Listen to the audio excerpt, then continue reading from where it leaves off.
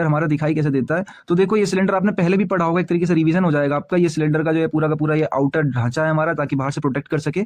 इसके ऊपर जो लगा हुआ है 2 रास्ते हैं, एक तरफ से फ्यूल अंदर आता है, एयर इंटर करेगी। पिछले बार वाले में था कि इसके अंदर इंटर एयर और फ्यूल का मिक्सचर कर रहा था, अब की बार एयर करेगी। पिस्टन ऊपर की तरफ नीचे की तरफ जा रहा है, सक्शन हो रही है इसलिए ये अंदर आ रही है। और यहाँ पे आपका देखो बीच में जो यहाँ पर है TDC, मैं बार बार सेम डायग्राम नहीं बनाऊंगा, हर बार अलग अलग डायग्राम बनाऊंगा, बट समझना आपको हर बार है, ठीक है। तो देखो यहाँ पर आपका सबसे पहले इनलेट वाल्व ओपन हो जाता है और यहाँ से हमारी फ्यूल अंदर आती है, और यहाँ से हमारा सबसे पहला प्रोसेस चलता है सक्शन का, जो कि वो सक कर रहा होता है फ्यूल को अंदर तक, ठीक है।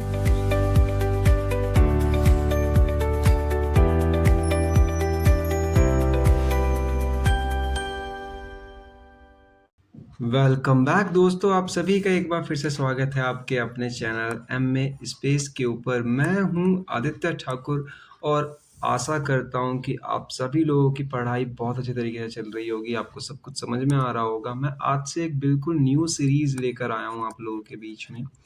न्यू सीरीज़ की थोड़ी सी बात कर लेते हैं यहाँ पे कि सीरीज़ किसके रिगार्डिंग होने वाली है। तो जो न्यू सीरीज़ मैं आप लोगों के लिए लेकर आया हूँ, इससे पहले मैंने ये वाला सब्जेक्ट इस यूट्यूब चैनल के ऊपर यानी अपने चैनल के ऊपर कभी नहीं पढ़ाया। That is going to be हमारा सब्जेक्ट सीरीज जो होने वाली है, डैट इज़ ICFL। तो इसमें ना मैंने आज से ICFL आप लोगों को फ्री में पढ़ाने का सोचा है, यानी कि वीडियो की कॉस्ट 0 रुपये रहने वाली है। आप लोग पूरा ICFL डिटेल्ड एक्सप्लेनेशन के साथ यहाँ पे पढ़ सकते हो। ICFL जिन लोगों को समझ में नहीं आ रहा है उन लोगों को मैं बता देता हूँ। ICFL बेसिकली एक सब्जेक्ट है, that is internal combustion engine and fuel and lubrication, ठीक है। तो ये पूरा सब्जेक्ट का नाम हो जाता है यहाँ पर आपका internal combustion engine fuel and lubrication. इसको IC इंजन भी कह सकते हो आप, क्योंकि इसके अंदर वो वाला टॉपिक भी आ जाता है। अगर आपके पास IC इंजन है तो आप लोग सिलेबस मैच करके एक बार ये सब्जेक्ट जरूर से पढ़ लेना, क्योंकि काफ़ी हद तक टॉपिक एक जैसे ही है, तो आप कंफ्यूज मत होना, ये वही वाला सब्जेक्ट है। आज मैं जो आप लोगों के लिए लेकर आया हूँ वो कंप्लीट वन शॉट होने वाला है, यानी इस पूरे एक वीडियो के अंदर हम लोग एक पूरी यूनिट खत्म कर देंगे। यानी यूनिट नंबर 2 जो है वो उसका कंप्लीट वन शॉट मैं लेकर आया हूँ आप लोगों के लिए। यानी यूनिट नंबर 1 के रिगार्डिंग आपको कहीं और जाके कुछ और देखने की ज़रूरत नहीं है, ठीक है। यूनिट नंबर 1 जो है मैं आप लोगों की आज यहीं पे ख़त्म करवाने वाला हूँ। एक बात और है कि जो आपका इसका सब्जेक्ट कोड है इसको थोड़ा सा आप ध्यान रखना, डेट इज़ BME052, ठीक है। तो आप लोग मैच कर लेना।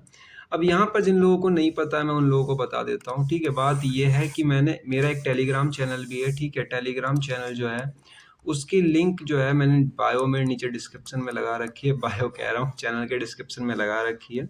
आप जाके चेकआउट कर सकते हो वहाँ से, और वहाँ से आप टेलीग्राम चैनल पे जा सकते हो। टेलीग्राम चैनल पे आपको नोट्स मिल जाते हैं PDF फॉर्मेट में, सब्जेक्ट्स के जो सब्जेक्ट मैंने यहाँ पे पढ़ा रखे हैं। अगर आपको इसके नोट्स चाहिए तो नोट्स आपको मिल जाएंगे टेलीग्राम के ऊपर। टेलीग्राम की लिंक नीचे है। पहली बार चैनल पे हो, चैनल सब्सक्राइब कर लो।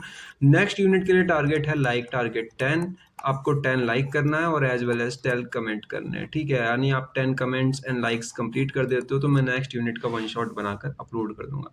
तो देन लेक्चर कंटिन्यू करते हैं। अब देखो इसके थोड़े से सिलेबस की बात कर लेते हैं। AKTU का जो लेटेस्ट सिलेबस है वो भी यही है, अगर आप चाहो तो चेकआउट जाके कर सकते हो। अब देखो सिलेबस ये है कि सिर्फ ये 3 टुकड़ों में डिवाइडेड है। पहला टुकड़ा ये रहा, यानी पहला पार्ट ये रहा हमारे इस सिलेबस का, that is introduction to IC engine. जो आप पहले पढ़ कर आए होंगे कि इंजन क्लासिफिकेशन क्या होती है, बेसिक टर्मिनोलॉजीज क्या होती है, 2 स्ट्रोक 4 स्ट्रोक SICI इंजन क्या क्या होते हैं, साथ ही साथ में वॉल्व टाइमिंग डायग्राम, ठीक है, वॉल्व मैकेनिज्म, और ये छोटे मोटे टॉपिक्स। तो बेसिकली आज हम लोग सारा ही टॉपिक कवर करने वाले, तो आप लोग कंफ्यूज मत हो ना। देन सेकंड टॉपिक यानी सेकंड पार्ट हमारा आता है इस यूनिट का, डेट इज थर्मोडायनेमिक एनालिसिस। यानी आप ये भी पहले ही पढ़कर आए हो, एयर स्टैंडर्ड साइकिल। इसके अंदर ऑटो आती है, डीजल आती है और एज वेल एज ड्यूल आती है। देखो ड्यूल की जो एफिशिएंसी का डेरिवेशन है वो मैंने वन शॉट में कवर नहीं किया है, ठीक है, क्योंकि पूछी नहीं गई कभी, तो मैंने रहने दिया है इसको। अगर आप चाहते हो पढ़ना तो मैंने पार्ट जब पढ़ाए थे तो पार्ट के अंदर मैंने इसका डेरिवेशन कवर किया था। आप जाके पार्ट भी चेकआउट कर सकते हो।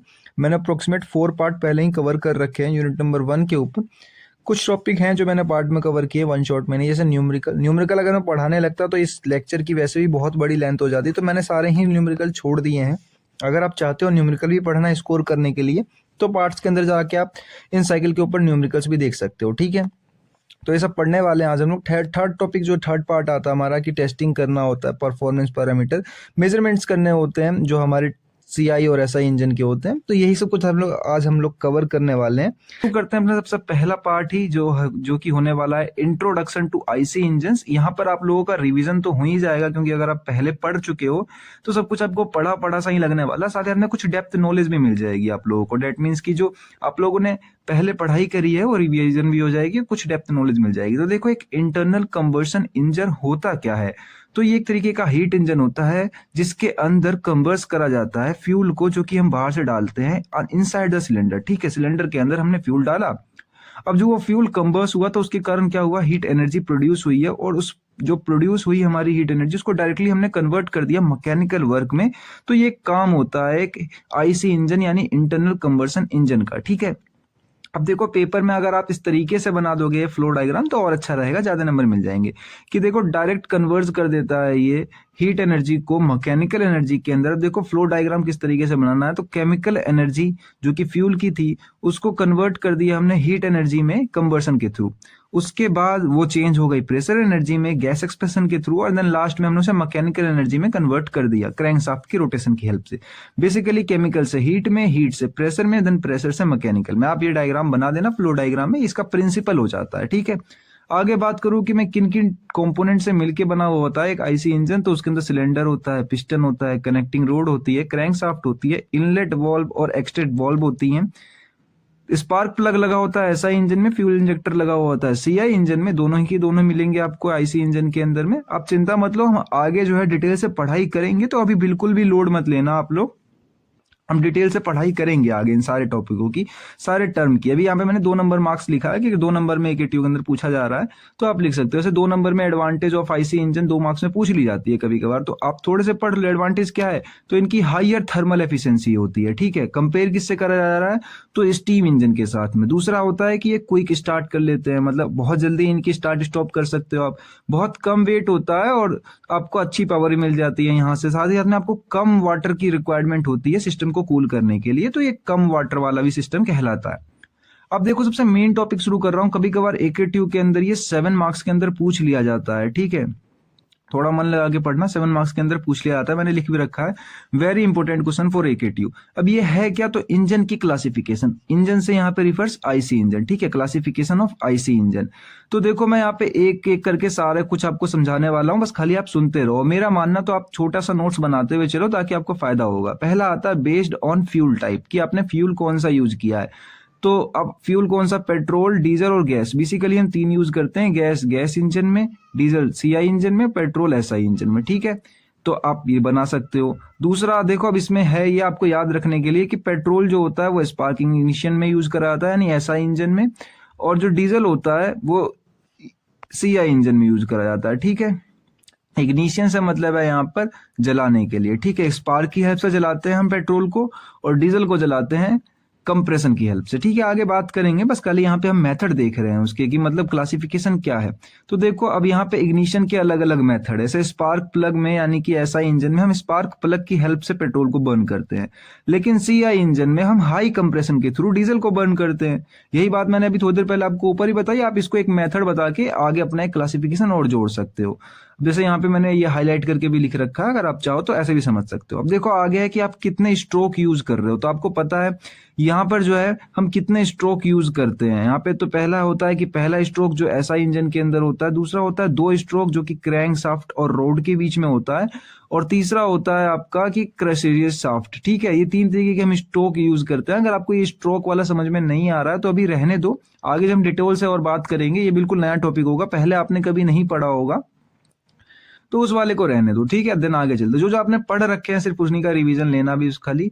Next is a base of thermodynamic cycle. तो हमारा एक ऑटो पर काम करता है और एक डीजल पर काम करता है। ठीक है, तो एसआई ऑटो पे, डीजल सीआई पे। और जो गैस वाला होता है ये गैस इंजन पे ही काम करता है, बट ये बाद में पढ़ेंगे, 5th यूनिट के अंदर है। ठीक है, आगे चलते हैं। बेस्ड ऑन कूलिंग सिस्टम, कि आप कूल कैसे कर रहे हो। तो आप जो कूल कर रहे हो कूलिंग सिस्टम, एक तो क्रोन की कूलिंग सिस्टम होती है, एक सिंपल कूलिंग सिस्टम होती है, जिसके अंदर आप पेट्रोल को कंप्रेशन को मतलब पानी के थ्रू कर रहे हो या एयर के थ्रू कर रहे हो। 2 होते हैं इसमें, एयर कूलिंग और वाटर कूलिंग। आगे चलते हैं।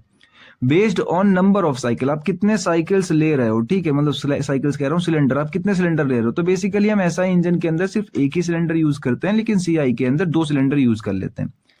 ये आप पढ़ते हुए चलो, AKTU में 7 मार्क्स के अंदर आता है, तो आप अपने तरफ से भी अपने लैंग्वेज में बना के लिख सकते हो, बस खाली पॉइंट ध्यान में रखना, ठीक है। मेन पॉइंट ये है बस, खाली ये, मतलब इस टाइप के पॉइंट, अंदर वाले पेन नहीं है, अंदर आप अपनी लैंग्वेज में भी लिख सकते हो।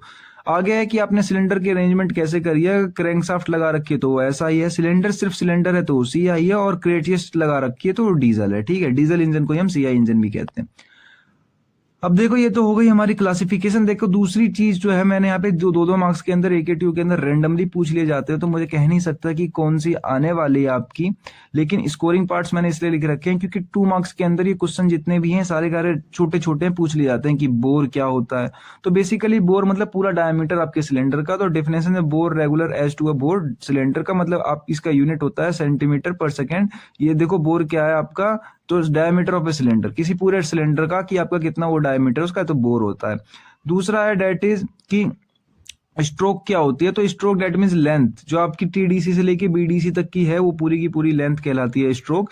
स्ट्रोक बेसिकली हम mm में या सेंटीमीटर में मेजर करते हैं, और बेसिकली ये गलत लिखा पड़ा है, इसकी जो यूनिट होती है वो सेंटीमीटर ही होती है, नहीं तो हम mm में यूज करते हैं, ठीक है। बोर को भी मेजर mm या सेंटीमीटर में करा जाता है, और साथ ही साथ में स्ट्रोक को भी मेजर सेम किया जाता है। आगे बात आती है TDC। TDC का मतलब है टॉप डेड सेंटर, यानी कि ऊपर की वो जगह जहां तक पिस्टन जाएगा, ठीक है। तो ये लिख भी रखा होगा कि जो हमारा जो शाफ्ट है वो सिलेंडर को लेके यहाँ तक जाता है, उसके बाद defined is the diversion of the cylinder, यहाँ पर आपका सिलेंडर जो ऊपर का पार्ट खत्म हो जाता है टॉप डेड सेंटर का। अब दूसरी चीज आती है that is bottom dead centre, यानी नीचे का पार्ट आपका जहां तक आपका पिस्टन जो है वो आएगा, ठीक है, बॉटम डेड सेंटर कहते हैं इसको, और ये नीचे का हिस्सा होता है सिलेंडर का। मैं डायग्राम में दिखाऊंगा आपको किस तरीके से मैं बताना चाह रहा हूँ। Next is going to be important. देखो ये तो न्यूमेरिकल के लिए इंपोर्टेंट है कि स्वेफ्ट वॉल्यूम क्या होती है। तो स्वेफ्ट वॉल्यूम कुछ नहीं होती है, आपकी जो स्वेफ्ट वॉल्यूम होती है बेसिकली वो ये होती है VS, ठीक है। VS का फॉर्मूला होता है pi into 4 into multiply by diameter, जो हमने ऊपर पढ़ा बोर, ये बोर हो जाएगी हमारी, और जो ये L है ये हो जाएगी स्ट्रोक लेंथ, ठीक है, जो हमने पढ़ी थी अभी स्ट्रोक लेंथ। तो ये स्ट्रोक लेंथ है, और जो D है वो बोर है, तो यही होती है हमारी स्वेफ्ट वॉल्यूम।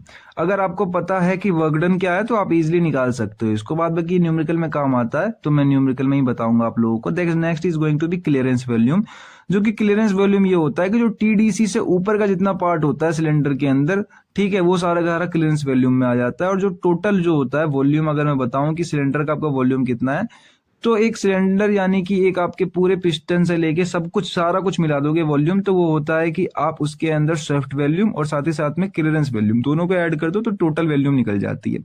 देख नेक्स्ट जो हमारा आता है ये इंपॉर्टेंट है, कंप्रेशन रेशियो। कंप्रेशन रेशियो का मतलब क्या होता है कि आपने ऊपर तो रखा है टोटल वॉल्यूम और नीचे रखा है सिर्फ क्लियरेंस वॉल्यूम, तो यही होता है CR यानी कि कंप्रेशन रेशियो। अगर आप ग्राफ में देखोगे तो V1 बाय V2 भी कहते हैं इसको, जिसमें V1 की वैल्यू तो ये हो जाती है और V2 की वैल्यू ये हो जाती है, ठीक है। तो अब देखो CI के केस में ये हाई होता है क्योंकि एयर को हम ज्यादा कंप्रेस करते हैं, और SI के केस में लो होता है, ठीक है। देन हम आगे चलते हैं।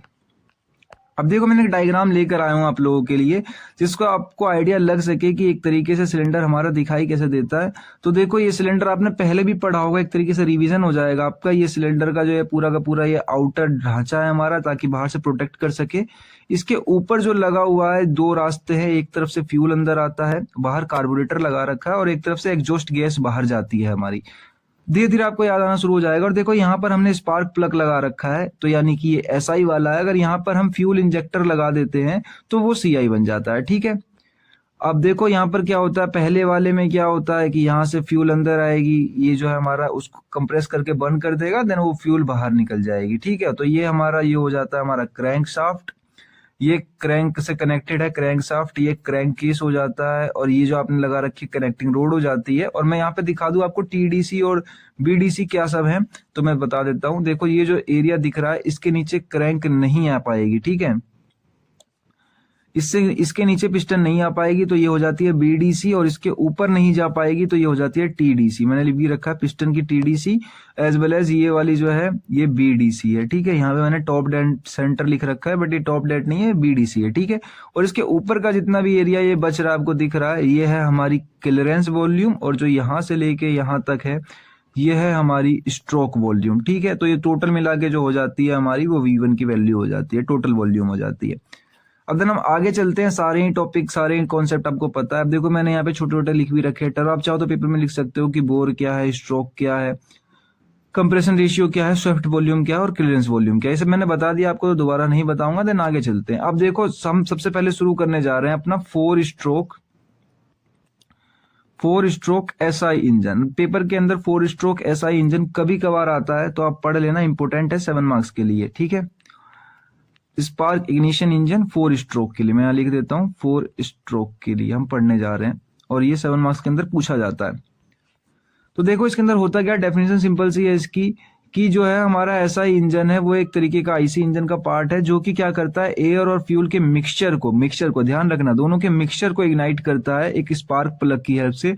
इसके अंदर हम फ्यूल कौन कौन सा यूज करते हैं, तो पेट्रोल यूज करते हैं मोस्ट ऑफ द टाइम, कभी कभार सीएनजी भी यूज करते हैं। देखो इसका वर्किंग प्रिंसिपल क्या होता है, ऑटो साइकिल के ऊपर बेस्ड होता है। फिलहाल हम ऑटो साइकिल की बात नहीं करेंगे, बस खाली मैंने छोटा डायग्राम बना रखा है, लेकिन थोड़ी देर बाद हम ऑटो साइकिल को भी डिटेल से पढ़ेंगे क्योंकि यूनिट के अंदर है। तो ऑटो साइकिल क्या होती है, एक थर्मोडायनेमिक आइडियल साइकिल होती है, ये यूज करी जाती है पेट्रोल साइकिल, इसको पेट्रोल साइकिल के नाम से भी कहते हैं, पेट्रोल इंजन के अंदर यूज करी जाती है। देखो पीवी डायग्राम इसका बहुत सिंपल है। सिमिलरली ये यहाँ से यहाँ तक गया आइसोट्रोपिक कंप्रेशन हुआ, देन ये गया यहाँ पे हीट ऐड हो गई, यहाँ से आइसोट्रोपिक एक्सपेंशन हो गया, देन ये हीट रिजेक्ट हो गई। ये हो गया इसका पीवी डायग्राम और ये उसका हो गया टीएस डायग्राम। ये हो गया हमारा isotropic compression, heat addition and then साथ ही साथ में आइसोट्रोपिक एक्सपेंशन और ये हीट रिडक्शन, ठीक है, हीट रिजेक्शन। बस खाली ध्यान रखना कि इसमें कांस्टेंट वॉल्यूम होता है, ये जो वॉल्यूम है दोनों ही केस में कांस्टेंट था, तो इसके नाम के आगे जब हीट ऐड करेंगे तो कांस्टेंट वॉल्यूम लिखना पड़ता है, ठीक है। इतना ही डिफरेंस होता है। अब आगे हम बात करते हैं कि वर्किंग क्या, मतलब कंस्ट्रक्शन क्या होते हैं, मेन कंपोनेंट्स क्या होते हैं। तो आपको पता है cylinder, piston, connecting rod, crankshaft, inlet valve, exhaust valve, पर फ्लाई व्हील। आप जितने जानते हो कंपोनेंट बना के लिखते हो वैसे फ्लो डायग्राम में, तो आपको अच्छा लगेगा। और मैंने यहाँ पर लिखा है 4 स्ट्रोक, ऊपर लिखना चाहिए था, तो ये 4 स्ट्रोक के ऊपर है। अब देखो किस तरीके से, सबसे पहले वाले केस में क्या होता है कि हमारी इनलेट वाल्व जो होती है खुली हुई होती है, तो यहाँ से हम एयर और फ्यूल का मिक्सचर अंदर डाल देते हैं और ये हमारा पिस्टन नीचे की तरफ जा रहा होता है टीडी से बीडीसी तक, तो शक करने की कोशिश करता है, एक वाल्व बंद होती है इसलिए सीधा ये यहाँ से फ्यूल और उसको अंदर खींच लेता है। अब अंदर खींचने के बाद क्या करता है, दूसरे वाले केस में, पहले वाला तो हमारा सक्शन हो गया, दूसरा वाला कंप्रेशन है। कंप्रेशन के केस में ये हमारा पिस्टन ऊपर जाएगा और यहाँ पे कंप्रेस होंगे, मिक्सचर विक्सचर बनेगी, उसको कंप्रेस करा जाएगा और कंप्रेस होने के बाद हम स्पार्क प्लग से स्पार्क दे देंगे, ठीक है। कौन से वाले केस में, थर्ड केस में, इसको कहते हैं हम जो है एक्सपेंशन वाला या फिर पावर स्ट्रोक भी इसी को कहते हैं। आप दोनों में से जोन से कहना चाहो तो यहां से हम देते हैं, इसके कारण थ्रस्ट लगता है इस पिस्टन के ऊपर, पिस्टन नीचे आती है और हमें पावर मिल जाती है। लास्ट वाले केस में फिर पिस्टन ऊपर जाती है और इसको कहते हैं हम एग्जॉस्ट स्ट्रेस, तो इसमें जो है वो जो हमारी गैस जल के निकली है वो बाहर निकल जाती है। ये सब तो आप पहले से ही पढ़ कर आए हो, इसके अंदर कुछ बताने लायक था नहीं। देखो पॉइंट्स हैं ये मैंने लिख रखे नीचे, सक्शन, कंप्रेशन, एक्सपेंशन या वर्किंग, और देन ये जो 4 प्रोसेस होती है। वर्किंग प्रिंसिपल कुछ नहीं है, ये 4 होती है इसमें। अब इसमें ध्यान रखने वाली बात यह है कि जब आपका क्रैंकशाफ्ट 2 चक्कर काटता है तब जाके आपको 1 स्ट्रोक मिलती है, ठीक है। स्ट्रोक का मतलब पावर, ठीक है। हर एक स्ट्रोक के लिए आपके क्रैंक को 2 चक्कर काटने पड़ेंगे पूरे के पूरे, ठीक है।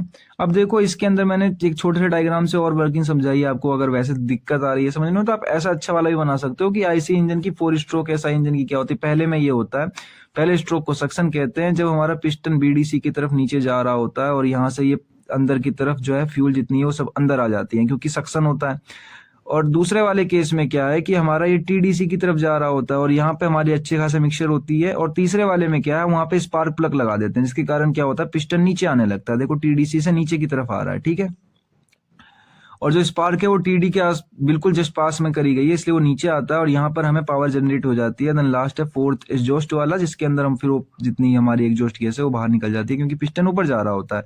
यहाँ से एग्जॉस्ट रिमूव हो जाता है और साइकिल खाली हो जाती है दोबारा। ऐसे ही साइकिल हम रिपीट करते रहते हैं, सक्शन, कंप्रेशन, पावर और स्ट्रोक, ठीक है। अब वर्किंग तो आपको समझ में आ ही गई है, तभी भी एक बार रिटर्न फॉर्म देख लो क्योंकि आपको रिटर्न फॉर्म जो है पेपर में लिखनी होगी। मैंने बहुत आसान लिखा है कि जब आप इनटेक स्ट्रोक करते हो, पिस्टन मूव करता है टीडीसी से बीडीसी तक, इसमें इनलेट वाल्व खुली होती है, एग्जॉस्ट वाल्व बंद होती है। प्रोसेस होता है कि मिक्सचर ऑफ एयर जो पेट्रोल का एंटर करता है सिलेंडर के अंदर सक्शन के कारण, जो कि पिस्टन जिससे नीचे मूव कर रहा होता है। पर्पस ये होता है कि सिलेंडर आपका भर जाए फ्रेश चार्ज के साथ में। चार्ज से यहाँ पे मतलब है एयर प्लस फ्यूल के मिक्सचर से, ठीक है। और कंप्रेशन स्ट्रोक क्या होती है, कंप्रेशन स्ट्रोक में हमारा पिस्टन मूव करता है बीडीसी से टीडीसी तक, इनलेट वाल्व क्लोज होती है और एग्जॉस्ट वाल्व खुली, दोनों बंद होती है। इसमें इस केस में दोनों ही बंद होती है। इसके आगे वाले में भी दोनों बंद होती है। प्रोसेस क्या होता है कि एयर फ्यूल मिक्सचर करते हैं, कंप्रेस करते हैं और इंक्रीज करते हैं प्रेशर और टेम्परेचर को। पर्पस बेसिकली इसका ये है कि जहाँ पे प्रिपेयर करा जाता है मिक्सचर को अपने जलाने के लिए, एफिशिएंट कंबशन के लिए। देन थर्ड पॉइंट ये आता है कि जो पावर स्ट्रोक है, एक्सपेंशन स्ट्रोक जो है कह लो इसको, इसमें पिस्टन टीडीसी से लेके बीडीसी तक मूव करता है, दोनों के दोनों बंद होते हैं जो वॉल्व्स होते हैं। प्रोसेस यही है सिंपल कि स्पार्क इग्नाइट होता है यहाँ पे, इसके कारण जो है मिक्सचर जलने लग जाता है और उसके कारण हाई प्रेशर गैस लगता है, जिससे पिस्टन को धक्का लगता है, पिस्टन नीचे की तरफ आने लगता है। तो खाली इसी वाले स्ट्रोक में हमें पावर मिलती है, ठीक है। पर्पस यही होता है कि मैकेनिकल केमिकल एनर्जी को मैकेनिकल एनर्जी में चेंज करना। एग्जॉस्ट गैस क्या होती है, जब आपका सब कुछ बच गया तो उसको बाहर निकाल दो।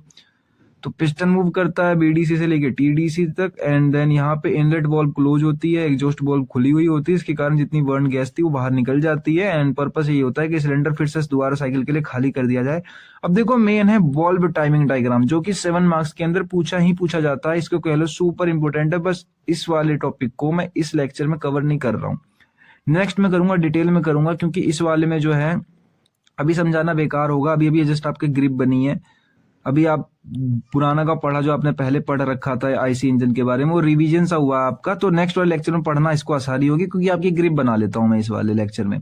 एडवांटेजेस क्या होते हैं 4 स्ट्रोक ऐसा इंजन की हायर थर्मल एफिशिएंसी होती है, बेटर फ्यूल इकोनॉमी होती है, लेस पोल्यूशन होता है इसके अंदर, स्मूथ क्वाइट ऑपरेशन होती है, लॉन्गर लाइफ इंजन लाइफ होती है। एंड डिसएडवांटेजेस क्या है, तो आपको एडवांटेज डिसएडवांटेज दो मार्क्स में कई बार पूछ ली जाती है, तो पढ़ लेना, ध्यान तो नहीं लेना, पढ़ना नहीं भी। तो मोर कंपोनेंट होते हैं इसके अंदर और हाई इनिशियल कॉस्ट भी होती है, कम पावर और वेट होता है इसका कंपेयर टू 2 स्ट्रोक। 2 स्ट्रोक वाले में जो वेट भी होता है उसका थोड़ा सा जो होता है भारी होता है वो, और साथ ही साथ में जो है उसमें पावर ज्यादा बनती है, ठीक है। अब एप्लीकेशन क्या क्या है, मोटरसाइकिल में, कार्स में, स्कूटर में, स्मॉल जनरेटर में और लो मोड्स में, ठीक है, इन सब जगह पे यूज करा जाता है। दूसरा क्वेश्चन आता है, अब हमने ऐसा ही पढ़ लिया, अब हम पढ़ेंगे सीआई इंजन, ठीक है, कंप्रेशन इग्निशन इंजन, ठीक है, सीआई इंजन। तो इसमें हम कंप्रेशन इग्निशन इंजन में ये एक इंटरनल कंबशन इंजन का टाइप होता है, जो कि एयर, सिर्फ एयर को कंप्रेस करता है, ठीक है। पिछली बार हम एयर और फ्यूल दोनों को कंप्रेस कर रहे थे, अब की बार सिर्फ एयर को कंप्रेस करेंगे, जिसके कारण वो हाई प्रेशर और हाई टेम्परेचर पे पहुंच जाएगा और फ्यूल उसके ऊपर इंजेक्ट करेंगे,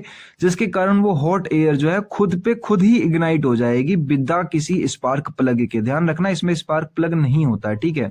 इसमें हम आग लगाने के लिए कुछ भी मेथड यूज नहीं करते हैं, खुद आग लग जाती है, क्योंकि एयर बहुत ज्यादा प्रेस हो जाता है। इसलिए इसके अंदर फ्यूल कौन कौन सा यूज करते हैं, डीजल या हैवी ऑयल, ठीक है। Main component of CI engine क्या होता है, cylinder, piston, connecting rod, crankshaft, inlet valve, exhaust valve, flywheel, camshaft. इसमें नए नए क्या जुड़ते हैं, fuel injector, high pressure fuel pump, और स्पार्क नहीं होता है इसके अंदर।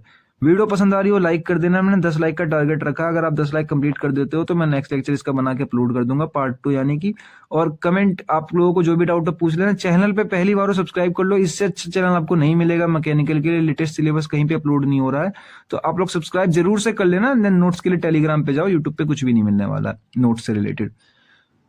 अब वर्किंग प्रिंसिपल क्या होती है, तो इसकी वर्किंग प्रिंसिपल ये होती है कि एक साइकिल आपकी कंप्लीट होती है 4 स्ट्रोक में। यहाँ पे साइकिल से मतलब ये है आपका 4 साइकिल से मतलब ये है कि आपको एक बार आउटपुट मिल रही है, ठीक है। आपकी पूरी की पूरी जो आउटपुट है वो 4 स्ट्रोक को पार करेगी, उसके बाद जाके मिलेगी, जिसमें हम 4 स्ट्रोक में 2 क्रैंक के रिवोल्यूशन पूरे हो जाते हैं, ठीक है। जो इग्निशन होता है वो खुद होता है हाई कंप्रेशन टेम्परेचर के कारण में, तो हम नहीं करवाते हैं, ठीक है। हम कोई सा इसमें बाहर से चिंगारी उंगारी या स्पार्क प्लग नहीं लगाते हैं। इसमें भी सिंपल है, पहला ये खुला रहेगा जिसमें से सिर्फ एयर इंटर करेगी। पिछले बार वाले में था कि इसके अंदर इंटर एयर और फ्यूल का मिक्सचर कर रहा था, अब की बार एयर करेगी। पिस्टन ऊपर की तरफ नीचे की तरफ जा रहा है, सक्शन हो रही है इसलिए ये अंदर आ रही है। और यहाँ पे ध्यान रखना है कि इसमें फ्यूल इंजेक्टर लगा हुआ है, पिछली बार वाले में स्पार्क प्लग लगा हुआ था। दूसरे केस में ये ऊपर जाता है, मिक्स होते हैं और बर्न होने लगते हैं। तीसरे वाले केस में बर्न हो जाते हैं, हमें पावर मिल जाती है। चौथे वाले केस में बाहर निकल जाते हैं। बस बेसिकली 4 प्रोसेस सेम सी है, नाम भी पूरे के पूरे सेम है। वर्किंग देख लो आप एक बार फटाफट से। सक्शन स्ट्रोक में क्या होता है, पिस्टन टीडीसी से बीडीसी तक दो, एक खुला होता है, एग्जॉस्ट वाला जो होता है वो बंद होता है। एंड देन जो प्रोसेस होती है वो खाली फ्रेश एयर एंटर करती है सिलेंडर के अंदर में। कंप्रेसर स्ट्रोक जो होती है वो पिस्टन मूव करती है बीडीसी से लेकर टीडीसी तक में, दोनों के दोनों हिस्से में बंद होते हैं। अब जो प्रोसेस होती है इसके अंदर ये होता है कि एयर और फ्यूल को अच्छी तरीके से मिक्स कर दिया जाता है। 14:1 मान लो या 25:1 मान लो, जिसकी टेम्परेचर पहुंच जाती है 600 से लेकर 700 डिग्री सेल्सियस तक में, जिसके कारण क्या होता है अब जो है ये खुद इग्नाइट होने के टेम्परेचर तक पहुंच चुका है, ठीक है। थर्ड स्ट्रोक में क्या करते हैं हम, जो है इसके अंदर पिस्टन ऊपर से नीचे मूव करेगा लेकिन खुद नहीं करेगा, उसके अंदर धक्का लगने वाला है, क्योंकि जो है फ्यूल इग्नाइट हो जाएगा इसके अंदर ऑटोमेटिकली। हम फ्यूल इंजेक्ट करेंगे जैसे ही, उसी के साथ में कंबशन अकर होगी और हमें जो है कांस्टेंट प्रेशर रखा, यहाँ पे कांस्टेंट प्रेशर रहता है। मैं दिखाऊंगा किस तरीके से। एग्जॉस्टर स्टोर में देखो लास्ट में जो हमारी जो गैस बची वो बाहर की तरफ निकल जाएगी, बस इतना ही बताया हुआ। आगे चलते हैं। अब देखो कंप्रेशन रेशियो मैंने बताया था इंपॉर्टेंट है 2 मार्क्स के अंदर। या तो आप फॉर्मूला लिख दो कंप्रेशन रेशियो को, जो मैंने ऊपर बताया था। ऊपर वाला फॉर्मूला ये था कि VS plus VC divide by VC, ये होता है कंप्रेशन रेशियो। या फिर एयर या फ्यूल के रेशियो को कंप्रेस करके जो हम रखते हैं basically, maximum volume to the cylinder of minimum volume, जैसे कि मैंने बताया था, ये इसका रेशियो होता है। तो V max divide by V min, ये फॉर्मूला भी लिख सकते हो आप आपको। Charge completely inside the cylinder, तो बेसिकली ये होता है यहाँ पे VS स्वेप्ट वॉल्यूम होता है, VC clearance volume, V maximum, ये सब कुछ आप देख सकते हो। अब देखो वर्किंग प्रिंसिपल जो होता है इसका डीजल साइकिल पे बेस्ड होता है। ये थर्मोडायनेमिक साइकिल है और इसको हम डीजल साइकिल इंजन के नाम से भी जानते हैं इसको। अब देखो इसके अंदर क्या है, पिछले बार वाले में कुछ इस टाइप से था, इस बार वाले में क्या है कि यहाँ पर जो है ऐसा है, ये कांस्टेंट प्रेशर है इस बार। पिछली बार कांस्टेंट वॉल्यूम थी, इस बार वॉल्यूम कांस्टेंट नहीं है। देखो वॉल्यूम अलग अलग आ रही है बट कांस्टेंट प्रेशर है इस बार। तो प्रेशर कांस्टेंट है एंड देन ये आउटपुट निकल रही है, यहाँ से हीट इन हो रही है, यहाँ से हीट बाहर जा रही है। बाद बाकी सारे प्रोसेस के नाम सब कुछ सेम है। टीएस डायग्राम तो पूरा का पूरा ही सेम है, बस खाली इसमें स्लोप थोड़ा नीचे से गिरता हुआ रहता है, बस इतना ही था। अब देखो advantage of CI engine paper में 2 मार्क्स के अंदर पूछ ली जाती है। तो हायर थर्मल एफिशिएंसी होती है, बेटर फ्यूल इकोनॉमी होती है, बहुत टॉर्क आउटपुट होती है, सुटेबल होती है हाई लोड्स के लिए, लॉन्गर इंजन लाइफ के लिए। और डिसएडवांटेज ये है कि नॉइस ऑपरेशन ज्यादा होती है इसके अंदर, हाई इनिशियल कॉस्ट होती है, हैवियर इंजन होती है। देन कोल्ड में जो है ठंडियों के समय में या बाहर का टेम्परेचर ठंडा हो तो बहुत रेयरली डिफिकल्टी के साथ जो है चालू होती है इसकी इंजन स्टार्ट होने में। एंड देन साथ साथ में ट्रक में, बड़े बड़े गाड़ियों में, बसेस में, ट्रैक्टर में, डीजल जनरेटर में, मरीन इंजन में या हैवी कंस्ट्रक्शन मशीनरी में यूज करा जाता है। अब देखो कभी कभार 7 मार्क्स के अंदर डिफरेंस ही पूछ लिया जाता है, मतलब कि ना आपसे CI पूछेंगे ना SI पूछेंगे, सीधा डिफरेंस पूछ लेंगे। तो डिफरेंस भी बता रखा है, मैं चिंता मतलब डिटेल में पूरा आपको बताऊंगा। मैं यहाँ पे कोई भी टॉपिक स्किप नहीं करने वाला हूँ। देखो बेसिक है SI और ये CI, ठीक है। बेसिक टाइप से मतलब कि आपको बताना है, फीचर्स भी लिख सकते हो इसकी जगह पे। टाइप क्या होते हैं तो दोनों SI के होते हैं, सॉरी IC इंजन के होते हैं।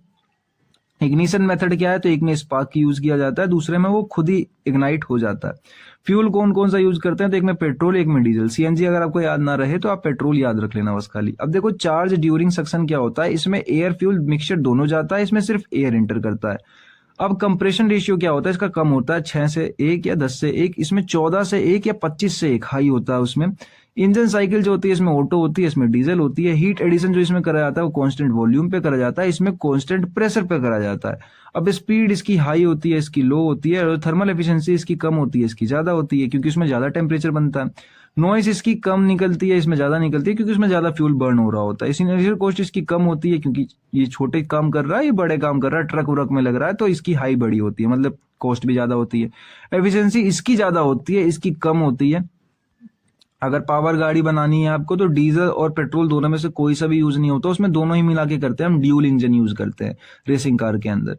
और जो एप्लीकेशंस होती है वो बाइक, कार्स, स्कूटर में, ट्रक, बसेस, जनरेटर में, ठीक है। आपको दोनों ही समझ में आ गए होंगे। देन हम चलते हैं आगे। अब आगे next is going to be our 2 stroke engine. 4 stroke हम सबने पढ़ लिया है और 4 स्ट्रोक से अगर कोई क्वेश्चन आएगा तो आप छोड़ना मत पेपर के अंदर। अब देन हम चल रहे हैं, next question is 2 stroke. 2 stroke के अंदर भी हम SI पढ़ रहे हैं। अब देखो ये क्वेश्चन मैं बता दूं, जो आपको ये 2 स्ट्रोक SI इंजन दिख रहा है ये भी सुपर इंपोर्टेंट है, 7 मार्क्स के लिए पूछा जा सकता है, ढंग से पढ़ना। अब देखो 2 स्ट्रोक में क्या है, हम 2 स्ट्रोक का यूज कर रहे हैं SI इंजन का। ये एक इंटरनल कंबशन इंजन का टाइप होता है जो कि एक बार ही स्ट्रोक दे देता है हमें, सिर्फ एक चक्कर पे। पिछली बार 2 चक्कर काट रही थी क्रैंकशाफ्ट, इस बार एक ही चक्कर काटेगी और हमें पावर भी मिल जाएगा, ठीक है। इसके अंदर हम क्या करते हैं, एयर फ्यूल का मिक्सचर डालते हैं अंदर, जो कि इग्नाइट करा जाता है एक स्पार्क प्लग की हेल्प से, ठीक है। इसमें याद रखना कि जो साइकिल की कंप्लीट हो जाती है वो 2 स्ट्रोक में होती है, लेकिन एक क्रैंक रिवोल्यूशन होती है। स्ट्रोक 2 होते हैं, पिछली बार वाले में 4 स्ट्रोक थे। और जो 1 साइकिल इज कंप्लीट, यानी कि पूरी की पूरी आपकी साइकिल कंप्लीट हो गई 2 स्ट्रोक में, और एक ही चक्कर काटा क्रैंक शाफ्ट ने, ठीक है। और हमें एक बार पावर भी मिल गई। बेसिकली इसके अब वर्किंग प्रिंसिपल सेम है, ऑटो साइकिल पे ये भी वर्क करती है। और इसके मेन कंपोनेंट क्या है, cylinder, piston, connecting rod, crankshaft, spark plug. और अब देखो यहाँ पे कुछ ध्यान देने वाली बात यह है कि ये इनलेट पोर्ट और ट्रांसफर पोर्ट, इसमें वॉल्व नहीं लगे हुए होते हैं, और एग्जॉस्ट पोर्ट, इसमें पोर्ट्स लगे हुए होते हैं। पोर्ट्स मतलब एक ऐसी जगह जिसके बंद, वॉल्व का मतलब होता है जो ऐसी कोई पाइप जिसके ऊपर ढक्कन लगा हुआ है, पोर्ट्स का मतलब ऐसी पाइप जिसके ऊपर ढक्कन नहीं लगा है, वो हमेशा खुली रहेगी, ठीक है। फिर then crank case and fly wheel. अब देखो नोट करने वाली बात यह है कि पेपर में बैठने के बाद एसआई इंजन के अंदर वॉल्व मत लिख देना, इसके अंदर हम वॉल्व भी यूज नहीं करते हैं, इसके अंदर पोर्ट्स यूज करा जाता है जो कि हमेशा खुले रहते हैं और वो बंद खुलते कब होते हैं, जब पिस्टन की मूवमेंट होती है, ठीक है। उनके ऊपर खुद का कोई ढक्कन नहीं होता है, वो पिस्टन के ऊपर डिपेंड होते हैं कि अगर पिस्टन बंद कर रहा है तो बंद होंगे, पिस्टन खोल रहा है तो खुलेंगे। लेकिन वॉल्व क्या था, इनके ऊपर खुद के ढक्कन होते थे, तो ये अपने हिसाब से आगे पीछे होते थे कैम शाफ्ट की हेल्प से, ठीक है। आगे पढ़ेंगे हम कैम शाफ्ट क्या है। अब देखो यहाँ पे वर्किंग प्रिंसिपल क्या होता है कि दो प्रोसेस एक साथ ही मिल जाती है एक स्ट्रोक के अंदर। पिछली बार हम 4 प्रोसेस पढ़ रहे थे, इस बार क्या है कि हम 1+1 को बुला रहे हैं एक, ठीक है, और दूसरे वाले को 1+1 2 प्रोसेस को मिला के बुला रहे हैं 2, ठीक है। इस तरीके से हम 2 प्रोसेस बुला रहे हैं, बट बेसिकली इसके अंदर होप अभी भी 4 प्रोसेस ही रही है, ठीक है। अब देखो फ्रेश चार्ज एंटर करता है एग्जॉस्ट गैस का और लीव कर जाता है उसी समय, ठीक है। जिस समय वो एंटर करेगा उसी समय लीव कर जाएगा। इसको स्केविचिंग भी कहते हैं, मैं दिखाऊंगा आगे आपको क्या कहते हैं, एंड वो 2 मार्क्स में पूछा भी जाता है। देखो कंस्ट्रक्शन वर्किंग कुछ नहीं है, 2 सिलेंडर हैं हमारे पास। पहला समझो, देखो इसके नाम थोड़े से गलत लिख गए थे, ये वाला है और देन ये वाला जो है ये वाला है, ठीक है, ध्यान रखना। क्रैंक घूमेगी हमारी, तो क्रैंक जब घूमेगी तो जो है, देखो मैं छोटा सा डायग्राम कर लेता हूं। अब जो एक क्रैंक हमारी घूमेगी तो हमारा पिस्टन ऊपर नीचे मूव होगा। पिस्टन ऊपर नीचे मूव होगा तो यहाँ पे हमने कुछ पोर्ट्स खोल रखे हैं, एग्जॉस्ट पोर्ट और इनलेट पोर्ट। फिलहाल मान लो पिस्टन ऊपर है तो एग्जॉस्ट पोर्ट बल्ब है, ठीक है। लेकिन जैसे ये नीचे की तरफ आ रहा है तो जो है हमारा यहाँ पे नीचे की तरफ आ रहा है, तो फिलहाल यहाँ पे खुला हुआ है हमारा इनटेक पोर्ट। इनटेक पोर्ट यानी यहाँ से एयर और फ्यूल का मिक्सचर इनलेट करेगा, यानी अंदर की तरफ जाएगा। जैसे ही वो अंदर की तरफ जाएगा तो ये जैसे तक नीचे आएगा अब तक ये भर जाएगा, पूरा का पूरा ये सब इसमें भर जाएगा नीचे तक में। उसके बाद ट्रांसफर पोर्ट की हेल्प से जब ये नीचे आएगा तो ये ऊपर की तरफ जाएगा और ऊपर की तरफ जाके अब की बार ऊपर भर जाएगा। दूसरे वाले केस में देखो ये नीचे आ गया है और ये ऊपर भर गया ऊपर वाले दूसरे वाले केस में जाके। उसके बाद अब जैसे ही ये ऊपर की तरफ जाना शुरू करेगा तो यहाँ पर ये बर्न होने लगेगा और बर्न होने लगेगा और बर्न होने के साथ ही जिस समय ये बाहर निकलेगा उसी समय यहाँ पे इसके अंदर जो है फ्यूल घुसेगी। मतलब कहने का मतलब जब ये बाहर निकल रहा होगा उसी समय घुस रहा होगा अंदर। दोनों काम एक टाइम पे होंगे, इसलिए इसको साइमल्टेनियसली कहा जाता है। और ये डिफ्लेक्टर लगाया गया है जो ताकि जो बर्न गैसेस है उसको बाहर की तरफ थ्रस्ट लगा के फेंक दिया जाए, ठीक है। बाद बाकी और कुछ ऐसा वैसा है नहीं जो बताने लायक है इंपॉर्टेंट। इसके अंदर आपको समझ में आ ही गया होगा, पढ़ रखा होगा आपने पहले से ही। देखो 2 स्ट्रोक इसके अंदर, कंप्रेशन सक्शन इसके अंदर हो गया, कंप्रेस भी हो गया, सक भी हो गया, और पावर बाहर मिल गई, पावर और स्ट्रोक इस वाले के अंदर हो गया, ठीक है। अब फर्स्ट स्ट्रोक में क्या होता है, पहले वाले में कंप्रेशन सक्शन दोनों हो जाते हैं। पीडीसी से लेके टीडीसी तक जाता है हमारा पिस्टन मूव करते हुए, और जो पोर्ट्स होते हैं इनलेट पोर्ट खुले हुए होते हैं और जो हमारे ट्रांसपोर्ट पोर्ट होते हैं वो क्लोज होते हैं, ठीक है। और प्रोसेस इसके अंदर क्या है कि फ्रेश वाटर जो है हमारी इनलेट कर रही होती है और जो मिक्सचर पहले से है उसको कंप्रेस करा जा रहा होता है। स्पार्क प्लग जो है प्रोड्यूस करता है टीडीसी के आसपास में, तो कंबर्शन स्टार्ट हो जाती है हमारी यहाँ पे, ठीक है। तो यहाँ पर हम प्रिपेयर कर चुके होते हैं मिक्सचर को इग्नाइट करने के लिए। दूसरे वाले केस में क्या होता है कि हम उसको जला देते हैं पावर और स्ट्रोक में, कि देखो पिस्टन मूव जो कर रही है हमारी ऊपर से लेके नीचे तक कर रही है, यानी टीडीसी से लेके बीडीसी तक। एंड जो पोर्ट्स हैं वो हमारे यहाँ पे सीक्वेंस में ऐसे ही लगे पड़े कि एग्जॉस्ट खुला हुआ है, ठीक है, और बर्न गैस जो है स्टार्ट कर रही है बाहर की तरफ, और ट्रांसफर पोर्ट भी खुला हुआ है वो अंदर की तरफ इनलेट कर रही है, ठीक है। मतलब जिस टाइम पे आपकी एग्जिट करेंगी एग्जॉस्ट गैस उसी टाइम पे इनलेट भी कर जाएंगी आपकी फ्रेश चार्ज, ठीक है। फ्रेश चार्ज इंटर कर रही है सिलेंडर के अंदर। प्रोसेस समझ में आ गया आपको कि कॉम्बिनेशन गैसेस विद स्प्लिटमेंट डाउनवर्ड पावर उसके साथ लगा के रखते हैं। फ्रेश चार्ज जो होती है इंटर सिलेंडर की करती है और एग्जॉस्ट गैस होती है वो बाहर निकल रही होती है। अगर दोनों एक साथ हो रही होती है तो इसको कहते हैं हम स्केवेंजिंग, ठीक है, स्केवेंजिंग। तो स्केवेंजिंग प्रोसेस जो होती है हमारी वो यही होती है कि removal of burn gas and replacement bye flow fresh charge at a same time, ठीक है। दोनों के दोनों एक ही टाइम पे हो रहे हैं। 2 तरीके से होते हैं। देखो कभी कभार ये 2 मार्क्स के अंदर पूछ भी लिया जाता है, मैं हाईलाइट कर देता हूँ, ध्यान रखना इसको क्योंकि छोटा टॉपिक है। 2 मार्क्स के अंदर पूछ लिया जाता है। 2 टाइप्स के होते हैं, क्रॉस फ्लो और लूप फ्लो, ठीक है। एडवांटेजेस क्या है सीआई इंजन की, तो ये high power weight ratio SI engine की, ठीक है। ये एसआई इंजन था ना, एसआई 2 स्ट्रोक वाला इंजन था। तो सिंपल कंस्ट्रक्शन है, जो फ्यू मूविंग पार्ट्स लगे पड़े, छोटा साइज होता है। इसके अंदर पुअर एफिशिएंसी होती है, हाई एग्जॉस्ट, मतलब इसके अंदर हम ज्यादा अच्छे तरीके से फ्यूल बर्न नहीं होती है, ठीक है। जिसके कारण क्या होता है कि एफिशिएंसी भी कम हो जाती है और एग्जॉस्ट गैस भी ज्यादा निकलती है, और इसके अंदर वियर टियर का खतरा ज्यादा रहता है और ऑयल भी ज्यादा फूकता है इसके अंदर, यानी जो आप डाल रहे हो इसके अंदर स्मोकी गैस ऑयल भी ज़्यादा लग रही है, साथ ही साथ में एग्जॉस्ट भी निकल रही है क्योंकि ढंग से बर्न नहीं हो पा रही। एप्लीकेशन क्या है कि बहुत पुरानी गाड़ियों में पहले लगाए जाते थे, मोटरसाइकिल में, स्कूटर में, या चेनसो में, या लॉन मोवर्स में, और छोटे मोटे जनरेटर में पहले लगाए जाते थे। अभी भी लगते हैं, ऐसा नहीं है अब नहीं लगते। अब देखो कभी कभार क्या होता है कि 2 स्ट्रोक में और 4 स्ट्रोक में डिफरेंस पूछ लिया जाता है, तो 2 स्ट्रोक और 4 स्ट्रोक का डिफरेंस 7 मार्क्स के अंदर आता है। देख लो एक बार आप कि पावर स्ट्रोक होता है, इसमें हर रिवोल्यूशन में मिलता है, इसमें 2 रिवोल्यूशन मिलता है क्रैंकशाफ्ट की। इसमें पावर आउटपुट जो होती है ज्यादा मिलती है, इस वाले में कम मिलती है। एफिशिएंसी लेकिन इसकी कम हो जाती है और इसकी ज्यादा हो जाती है। फ्यूल कंजप्शन इसमें ज्यादा होता है, इसमें कम होता है। पोल्यूशन भी इसमें ज्यादा होता है, इसमें कम होता है। कंस्ट्रक्शन इसका आसान होता है, इसका कॉम्प्लेक्स होता है। जो लुब्रिकेशन है इसमें ज्यादा चाहिए होती है, वो मिक्स हो जाती है ऑयल के साथ में, लेकिन इसमें दोनों के दोनों सेपरेट सिस्टम पे। अब ऐसा इसलिए था, मैं दिखा देता हूं आपको, क्योंकि मैंने बताया था इसके अंदर जो हमारा एयर है, जो फ्यूल मिक्सचर ऐसे आएगा, क्रैंक के साथ घूमते हुए ऊपर जाएगा, क्रैंक कंप्रेशन होगा, ठीक है। बट उस वाले में ऐसा कुछ नहीं था, उसमें क्रैंक के पास कुछ भी नहीं जाता था 4 स्ट्रोक में, उसका सेपरेट सिस्टम होता था। अब देखो कॉमन जो मिस्टेक कर देते हैं बच्चे पढ़ने के बाद कंफ्यूज होके, वो मैंने लिख रखे हैं कि हमेशा 2 स्ट्रोक में ये मत लिख देना कि वॉल्व प्रेजेंट होते हैं, ठीक है। वॉल्व प्रेजेंट नहीं होते हैं, इसके अंदर पोर्ट्स होते हैं, ठीक है, ध्यान रखना। आगे बात करूं तो देखो क्रैंक कंप्रेशन होता है इसके अंदर, ठीक है। बच्चे लिख देते हैं कि नहीं होता है, क्रैंक कंप्रेशन होता है इसके अंदर। और इसके अंदर 2 पावर स्ट्रोक नहीं होते हैं, सिर्फ एक ही पावर स्ट्रोक होता है, 1 स्ट्रोक होता है, याद रखना। इसके अंदर 2 स्ट्रोक होते हैं और जो पावर स्ट्रोक होते हैं वो एक ही होता है, ठीक है, याद रखना। ये कॉमन मिस्टेक थी जो पेपर में लिख देते हैं, एग्जामिनर इस बात पे नंबर काट लेते हैं और दिक्कत हो जाती है। अब देखो नेक्स्ट क्वेश्चन पर हम आ चुके हैं। That is going to be our 2 stroke CI engine. ये भी 7 मार्क्स के लिए इंपॉर्टेंट है। डेफिनेशन कुछ नहीं है, सिंपल सी है कि हम 2 स्ट्रोक CI इंजन यूज कर रहे हैं। एक इंटरनल कंबर्सन इंजन का एक टाइप होता है जो कि 1 पावर स्ट्रोक में हमें दे देता है, हर रेवोल्यूशन में हमें मिल जाती है, जो क्रैंक शाफ्ट होती है हमारी उसकी रिवोल्यूशन पे। और ये इग्नाइट करता है फ्यूल को बाहर से लेके, मतलब फ्यूल इसके ऊपर इंजेक्ट कराते हैं हाई टेम्परेचर के ऊपर, तो कंप्रेस होने के कारण ये बिना एक स्पार्क प्लग के खुद ही आग पकड़ लेती है, खुद ही इसके अंदर इग्नाइशन हो जाता है। मेन ध्यान वाले रखने वाली बात यह है कि 2 स्ट्रोक के अंदर एक पावर स्ट्रोक मिल जाता है और एक क्रैंक रोटेशन हो जाती है। फ्यूल डीजल यूज करते हैं। वर्किंग जो डायग्राम है वो डीजल साइकिल पे बेस्ड है।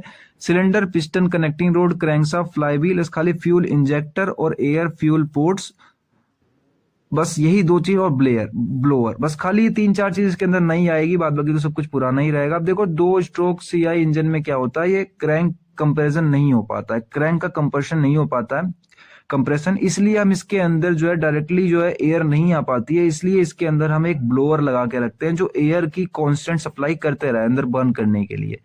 यही खाली डिफरेंस होता है। वर्किंग प्रिंसिपल सब कुछ सेम है कि कंबाइन होते हैं 2 प्रोसेस हर एक के अंदर में। प्रेशराइज्ड एयर ब्लोअर लगाया जाता है इस फेंचिंग के लिए, ताकि उसी समय जो है एयर अंदर जाए, उसी समय एग्जॉस्ट गैस बाहर निकले। फ्यूल इंजेक्ट करा जाता है TDC के आसपास में, प्लग नहीं लगाया जाता, स्पार्क प्लग नहीं होता इसके अंदर। अब देखो वर्किंग समझते हैं, तो डायग्राम जो है, डायग्राम सेम बना देना। मैंने यहाँ पे डायग्राम बनाया नहीं है, 2 स्ट्रोक वाला ही बना देना जो मैंने SI का दिखाया है। खाली ऊपर की तरफ जो है उसके यहाँ पे जो स्पार्क प्लग था, इसकी जगह यहाँ पर आपको लगा देना है फ्यूल इंजेक्टर, बस खाली इतना डिफरेंस कर देना, बाद बाकी सब कुछ सेम रहेगा, ठीक है। तो इसकी वर्किंग देख लेते हैं। पहले स्ट्रोक में क्या होता है, कंप्रेशन और सक्शन होता है, जहां से पिस्टन मूव करता है ऊपर से नीचे की तरफ में, यानी TDC से लेकर VDC तक। इसमें पोर्ट जो होते हैं इनलेट और एग्जॉस्ट दोनों के दोनों बंद होते हैं, ठीक है। प्रोसेस क्या होती है इसके अंदर की, जो फ्रेश एयर होता है वो पहले से जो भरा हुआ है ब्लोअर की हेल्प से, वो अंदर कंप्रेस हो रहा होता है, ठीक है। और जो प्रेशर टेम्परेचर हो वो राइज होता है, और यहाँ पे हमारे TDC के आसपास में जो फ्यूल इंजेक्ट करना शुरू कर देते हैं, फ्यूल के कारण खुद ही आग लग जाती है, और ये स्ट्रोक जो है एंड होते होते कंबर्सन शुरू हो जाता है। दूसरा स्ट्रोक जैसे ही शुरू होता है, जब तो कंबर्सन पहले वाले में ही शुरू हो गया था, इसमें हमें पावर मिल जाती है। TDC से लेके BDC तक पिस्टन मूव करता है, और इस समय क्या होता है, दोनों ही वॉल्व खुले होंगे, एग्जॉस्ट भी और जो है हमारा पोर्ट, इनलेट पोर्ट भी, दोनों के दोनों खुले होंगे। एक तरफ तो गैस निकल रही होगी, एक तरफ आ रही होगी हमारी फ्रेश एयर ब्लोअर की हेल्प से। इसी प्रोसेस को कहते हैं स्कैवेंजिंग। तो यह ध्यान रखना, 2 मार्क्स में पूछ लिया जाता है। एडवांटेजेस देख लेते हैं। तो इसके अंदर एक पावर स्ट्रोक में आपको मतलब एक बार मिल जाती है पूरे एक रिवॉल्यूशन में, और हाई पावर आउटपुट मिलती है हमें, उससे ज्यादा मिलती है SI वाले से। हाई टॉर्क होता है, सिंपल वॉल्व मैकेनिज्म होता है इसके अंदर, और जो ब्लोअर की हमें एक्स्ट्रा जरूरत पड़ती है इसके अंदर, कॉम्प्लेक्स फ्यूल इंजेक्शन सिस्टम होता है, और हायर एफिशिएंसी जो एमिशन होता है इसके अंदर, कार्बन गैसेस बाहर निकलते हैं। सुटेबल नहीं होता है छोटे मोटे इंजन के लिए, ठीक है। एप्लीकेशन कहाँ कहाँ है, बड़े बड़े इंजनों में, मरीन इंजन में, लोकोमोटिव का मतलब पहले एक ट्रेन चला करती थी, ठीक है, बहुत पुराने टाइम में। कोल से चलने वाली, तो कोल से चलने वाली ट्रेन में लोकोमोटिव इंजन लगाए जाते थे और उसका लार्ज डीजल जनरेटर में लगाया जाता है या हैवी इंडस्ट्रियल इंजन में। अब कभी कभार पेपर के अंदर ये भी होता है कि 2 स्ट्रोक और 2 स्ट्रोक में डिफरेंस पूछ लिया जाता है, ठीक है। तो ये दोनों के दोनों पढ़ लो, 7 मार्क्स के अंदर इंपॉर्टेंट है।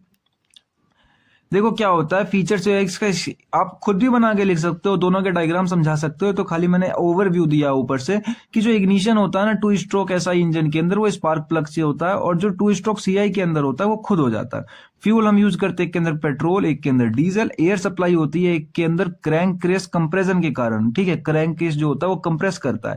दूसरे में ब्लोअर की रिक्वायर्ड होती है। उसके बाद स्पार्क प्लग जो होता है एक में चाहिए होता है और एक में नहीं चाहिए होता। फ्यूल इंजेक्शन जो होता है वो इसमें कार्बोरेटर के थ्रू पास करा के डाला जाता है ऐसा इंजन में, इसमें फ्यूल इंजेक्टर के थ्रू कराया जाता है। और एफिशिएंसी इसकी कम होती है, इसकी हाई होती है। टॉर्क भी इसकी कम होती है, इसकी हाई होती है। और कॉस्ट भी लिखोगे तो इसकी कम होती है और इसकी हाई होती है कॉस्ट, ठीक है। कोई डाउट हो पूछ लो। और वीडियो पे लाइक टारगेट मेरा जो है 10 का है, कर देना। अगर आप 10 लाइक टारगेट कंप्लीट कर देते हो देन मैं आप लोगों के लिए नेक्स्ट पार्ट बना के अपलोड कर दूंगा।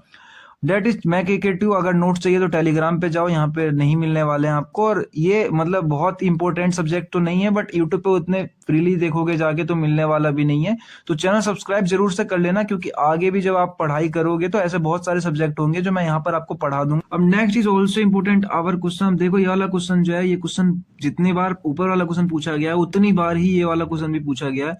वॉल्व टाइमिंग डायग्राम, आप लोग इसको मान लो कि मोस्ट इंपॉर्टेंट क्वेश्चन है। मतलब ICFL के अंदर ये क्वेश्चन जो ऐसा है जो AK वालों को इतना अच्छा लगता है कि जैसे इसकी वॉल्व टाइमिंग डायग्राम है वैसे ही इसकी एक और नाम भी रख रखी है उन लोगों ने, रिपीटेटिव पेपर में देने वाला क्वेश्चन, ठीक है।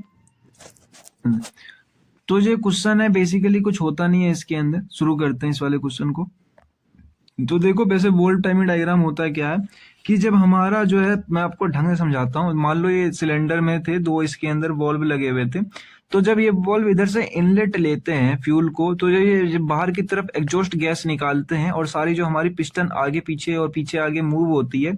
तो ये मान लो इस तरीके से होनी चाहिए थी एक सर्कल के फॉर्म में, बट ये ऐसे ना हो के कुछ डिग्री डिफरेंस पर होती है। यानी कि जब हमारा वॉल्व हमें थियोरेटिकली पता होता है कि खुला होगा, तब 20 डिग्री बाद, जैसे 10 डिग्री या 20 डिग्री 30 40 डिग्री ऐसे डिफरेंस होता है इनके बीच में, उसके बाद वो खुलते या बंद होते हैं। तो एक तरीके से ये एक बिल्कुल जो है हमारी एब्सोल्यूट सर्कल नहीं बनती है, थोड़ी सी रिलेटिव टाइप बन जाती है, ठीक है, क्रैंक एंगल पे। तो बेसिकली यही होता है कि जो एक्चुअल टाइमिंग डिफरेंस हो जाती है एक थियोरेटिकल और इम्प्रूव करे हुए वॉल्यूमेट्रिक एफिशिएंसी स्कीमेटिक के चक्कर में। तो यहाँ पे एक छोटी सी डिफरेंस हो जाती है सर्कल के बीच में। तो ये gas inertia, mechanical delays in सब के कारण होती है, जो इसके कारण क्या होता है कि जो ओपनिंग और क्लोजिंग होती है रिलेटिव क्रैंक एंगल पे बेस्ड हो जाती है, जो कि थोड़ी डिले हो जाती है। अब देखो यहाँ पे टॉप DDC IVO का मतलब है इनलेट वॉल्व ओपन, और ठीक है, IVC का मतलब है इनलेट वॉल्व क्लोज, INGC का मतलब इग्निशन, EVO का एग्जॉस्ट वॉल्व ओपन। मतलब बेसिकली ये नाम है कुछ जो आपको देख लेने हैं। वैसे तो ये कुछ ज्यादा मेन क्राइटेरिया नहीं रखते पेपर में लिखने का, बट ये डायग्राम बहुत ज्यादा मेन हो जाएगा आपका। देखो बीच में जो यहाँ पर है TDC, मैं बार बार सेम डायग्राम नहीं बनाऊंगा, हर बार अलग अलग डायग्राम बनाऊंगा, पर समझना आपको हर बार है, ठीक है। तो देखो यहाँ पर आपका सबसे पहले इनलेट वॉल्व ओपन हो जाता है और यहाँ से हमारी फ्यूल अंदर आती है और यहाँ से हमारा सबसे पहला प्रोसेस चलता है सक्शन का, जो कि वो सक कर रहा होता है फ्यूल को अंदर तक, ठीक है। उसके बाद यहाँ पर क्या होता है कि इनलेट वॉल्व क्लोज हो जाती है और यहां से लेके यहां तक जो है हमारी चलती है दूसरी, डेट इज कंप्रेशन का, ठीक है। ये हमारी चलती है दूसरी कंप्रेशन का, जहां पे हम कंप्रेस कर रहे होते हैं। कंप्रेस करने के बाद यहां से ये पूरी की पूरी साइकिल घूमते हुए आती है और ये पूरी की पूरी साइकिल यहां तक आती है और यहां पर आपकी एग्जॉस्ट वॉल्व ऑप्शन हो जाती है। इसको कहते हैं एक्सपेंशन का। यहां तक हमने साइकिल को एक्सपेंड किया है। जिनको पता होगा सक्शन क्या है, कंप्रेशन क्या है, एक्सपेंशन क्या है, उनको ढंग से समझ में आ रहा होगा। और देन लास्ट में जो ये बाहर निकल रही है हमारी, जैसे एग्जॉस्ट निकल रही है और यहाँ पर हम अपनी जो बॉल्व है उसे क्लोज कर लेते हैं। तो बेसिकली ये सिंपल सी डायग्राम है। इसको डायग्राम की मैं बोल नहीं सकता कि आप ऐसे करके समझ लो, बस खाली मैं समझा सकता हूँ। आप लोगों को पढ़ना आपको है, पेपर में आपको बनाना है। देखो बीच का एंगल अगर आप नहीं याद रखना चाहते तो मत रखो। यहाँ पे 10 है, यहाँ पे 20 है, ठीक है। और इधर इधर 35 है। अगर आपको एंगल याद नहीं रखना तो कोई बात नहीं, बिना एंगल के डायग्राम बना देना। मैंने दूसरा डायग्राम बिना एंगल के ही दिखाया। इंपोर्टेंट नोट ये है कि वॉल्व जो ओवरलैप भी कर रहे हैं, मतलब एक टाइम पे वो भी खुला हुआ है और एक टाइम पे ये भी खुला हुआ है, तो दोनों वॉल्व जो होते हैं खुले हुए होते हैं टीडीसी के आसपास में। देखो टीडीसी के आसपास में देखो यहाँ पे इनलेट वॉल्व भी खुला हुआ है और थोड़ी देर के लिए हमारा एग्जॉस्ट वॉल्व भी खुला हुआ है। तो इसके दोनों बीच में अगर देखोगे आप तो इस टाइम लाइन पे दोनों के दोनों ही वॉल्व खुले हुए हैं, ठीक है। आगे बात करूं तो सेवेंजेस यानी कि आपकी बर्न गैस तो उसी समय स्केवेंजेस कहते हैं इसको, जिस समय बाहर निकल रही है, साथ ही साथ में नई गैस भी अंदर, नई चार्ज भी आपके अंदर आ रही है। इग्निशियन एडवांटेज यह होती है, एडवांस से आप कह लो कि स्पार्क जो फायर होती है वो टीडीसी के आसपास होती है, ठीक है, जो पीक प्रेशर अकर करती है आफ्टर टीडीसी के मैक्सिमम प्रेशर से लेके। बेसिकली छोटे मोटे टर्म है, आपके पेपर में ये नहीं पूछे जाने वाले। अगर आप लिख दोगे तो बहुत बढ़िया, अगर नहीं लिखना चाहते हो तो कोई बात ही नहीं है, ठीक है। अब देन हम नेक्स्ट क्वेश्चन पे चलते हैं, 4 stroke CI valve timing diagram पे। मतलब कि हम अब सीआई इंजन का पढ़ेंगे, पिछली बार पढ़ा था एसआई इंजन का, अब हम पढ़ेंगे सीआई इंजन का, ठीक है। तो ये क्वेश्चन भी इंपॉर्टेंट है 7 मार्क्स के लिए। अगर नाम से आ रहा है एसआई या सीआई तो आपको बनाना है। अगर वो सिर्फ आईसी इंजन के नाम से आ रहा है यानी कि इंटरनल कंबर्सन इंजन, तो दोनों में से कोई सा ही बना सकते हो। अगर डेडिकेटेड नाम से आ रहा है तो नाम से ही बनाना है। देखो इस वाले डायग्राम में जो है मैंने नहीं दिखाया कि सब टाइप जो बीच की डिग्री है वो नहीं दिखाई। अगर आपको नहीं दिखानी है तो मत दिखाओ, कोई दिक्कत नहीं है। सबसे पहला होता है आपका सिंपल सक्शन स्ट्रोक, जो कि देखो यहां से यहां तक चलेगा आपका सक्शन स्ट्रोक, ठीक है। सक्शन स्ट्रोक में क्या होता है कि इनलेट वॉल्व खुलता है, देन यहां पर हमारा इनलेट वॉल्व बंद हो जाता है, ठीक है, सिंपल सा था। आगे जो है सेकंड आपका चलता है कंप्रेशन स्ट्रोक, जो कि यहां से यहां तक मान लो आप कि यहां से यहां तक कंप्रेशन स्ट्रोक चलता है। जहां पर क्या होता है, यहां पर आपका जो है कंप्रेशन स्ट्रोक जैसे ही खत्म होता है वहीं पर हम क्या करते हैं, फ्यूल इंजेक्शन से सप्लाई शुरू कर देते हैं। FIS यानी फ्यूल इंजेक्शन से सप्लाई शुरू कर दी हमने, जिससे उसने क्या किया, फ्यूल को इंजेक्ट करना शुरू कर दिया। और इतनी देर तक कह लो, इतनी देर तक हमारा जो क्या है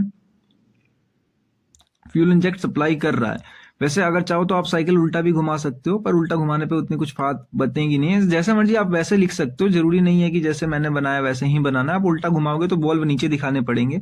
उसके बाद आगे यहाँ पर हम उसको बंद कर लेते हैं फ्यूल इंजेक्शन को, और इतने से इतनी देर होता है हमारा कंबर्शन, यानी कि मान लो जलना होता है या कंप्रेस होता है। यहाँ पहले कंप्रेस हो गया, अब यहाँ पे पावर वाली स्ट्रोक मिल गई। और देन लास्ट में जो होता है हमारा, लास्ट में हमारी इनलेट वॉल्व खुलती है, एग्जॉस्ट वॉल्व, और एग्जॉस्ट वॉल्व खुलती है और यहाँ से हमारा एग्जॉस्ट हो जाता है ये एग्जॉस्ट की तरफ, ठीक है।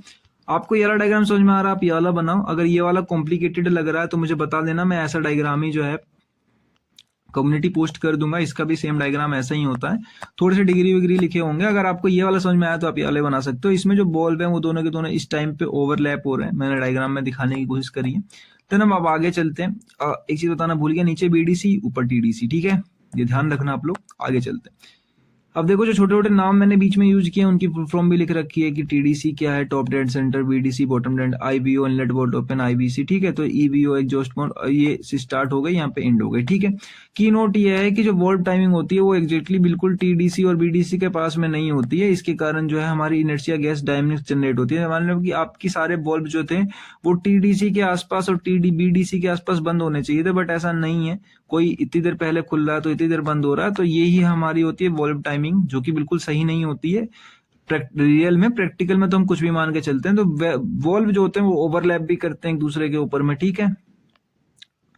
अब ध्यान रखना आप लोग पेपर के अंदर में कि जो है इसके अंदर स्क्विज यानी कि और जो अप्रोक्सीमेट एंगल होते हैं वो ईच इवेंट के IB, और मतलब कहने का मतलब ये इन शॉर्ट टेक्निकल टर्म में लिखा पड़ा है, मैं आपको बताता हूँ यहाँ पे कहना क्या चाह रहा है कि जो ये इनलेट वॉल्व होते हैं, TDC होते हैं, ये सारे के सारे जो टर्म है आपको ये जो है ये ध्यान में रखने हैं पेपर में डायग्राम बनाते समय। मतलब मेन डायग्राम आपका खाली यही है, मेमोरी में रखना कि इनके डायग्रामों के जो एंगल्स है ना जहाँ पे खुल रहे हैं वो ध्यान में रखना। बाद बाकी और कुछ भी मिस हो जाए डायग्राम में, खाली ये नहीं होना चाहिए। डिग्री एंगल आप चाहो तो ऐड कर सकते हो, नहीं चाहो तो मत करना, ठीक है, कोई दिक्कत वाली बात नहीं है, नंबर नहीं कटेंगे उस पर, बट हाँ करोगे तो एक्स्ट्रा नंबर मिल जाएंगे। आगे है 2 stroke SI engine valve timing diagram. अब देखो 4 स्ट्रोक हमने SI भी पढ़ दिया, 4 स्ट्रोक CI भी पढ़ दिया, दोनों ही पढ़ दिया। अब जो है हमारा यहाँ पे शुरू हो रहा है 2 स्ट्रोक का। 2 स्ट्रोक के भी मैंने यहाँ पे डिग्री वाला डायग्राम नहीं दिखाया। अगर आप डिग्री वाला डायग्राम चाहते हो तो मुझे कम्युनिटी पोस्ट या वीडियो के एंड में बता दो, जहां आपका मन करे डिस्क्रिप्शन में बता देना। ये TDC या 7 मार्क्स के लिए सुपर इंपोर्टेंट क्वेश्चन है, दोबारा बता दूं सुपर इंपोर्टेंट क्वेश्चन है, 7 मार्क्स के लिए ये पूछा जाएगा। 7 मार्क्स में सुपर मार्क्स लिख दिया मैंने, सुपर इंपोर्टेंट क्वेश्चन है ये, तो पूछा जाएगा। आप लोग कंफ्यूज मत होना। देन शुरू करते हैं हम लोग। देखो यहाँ ऊपर टीडीसी है, यहाँ पर सारे वॉल्व खुलने चाहिए और बंद होने चाहिए, बट इसमें वॉल्व नहीं होते हैं, ये भी ध्यान रखना। इसके अंदर पोर्ट्स होते हैं, ठीक है, इनलेट पोर्ट्स या एग्जॉस्ट पोर्ट या ट्रांसफर पोर्ट्स, ठीक है। तो इसके अंदर से पहला स्ट्रोक होता है, एक स्ट्रोक दो प्रोसेस से मिलकर बना हुआ होता है, एक सक्शन, ठीक है, सक्शन और कंप्रेशन वाला ये हो जाता है। दूसरा आएगा आपकी पावर मिल रही है आपको और एग्जॉस्ट हो रहा है आपका, ठीक है। तो अब इसमें एक ध्यान वाली बात यह है कि सक्शन और एग्जॉस्ट ये दोनों एक साथ में हो जाते हैं, इसलिए इसको कहते हैं स्कैवेंजिंग, ठीक है। इसलिए इसको स्कैवेंजिंग कहा गया है, ठीक है। जो टीडीसी के पास इधर से इधर तक पूरा खुला ही रहता है। देखो यहाँ पे ये बंद हो रहा है, ठीक है, और यहाँ से खुल रहा है, सिमिलरली ये यहाँ से खुल रहा है और यहाँ पे बंद हो रहा है। दोनों ही पोर्ट एक साथ खुले रहेंगे और ट्रांसफर वाले जो पोर्ट है वो बीच में ही घूमते रहते हैं। जो ट्रांसफर पोर्ट होते हैं वो बाद में बीच में खुले रहते हैं और ट्रांसफर पोर्ट जब बंद होते हैं, जब ये दोनों खुलते हैं तब ये दोनों बंद रहते हैं। लेकिन जैसे ही ये दोनों बंद होते हैं, मतलब ट्रांसफर वाले बंद होते हैं, तो आपके जो इनलेट वाला है और जो एग्जिट वाला है वो दोनों के दोनों खुल जाते हैं, ठीक है। ऊपर कंप्रेशन होता है एक तरफ और एक तरफ पावर स्ट्रोक होता है।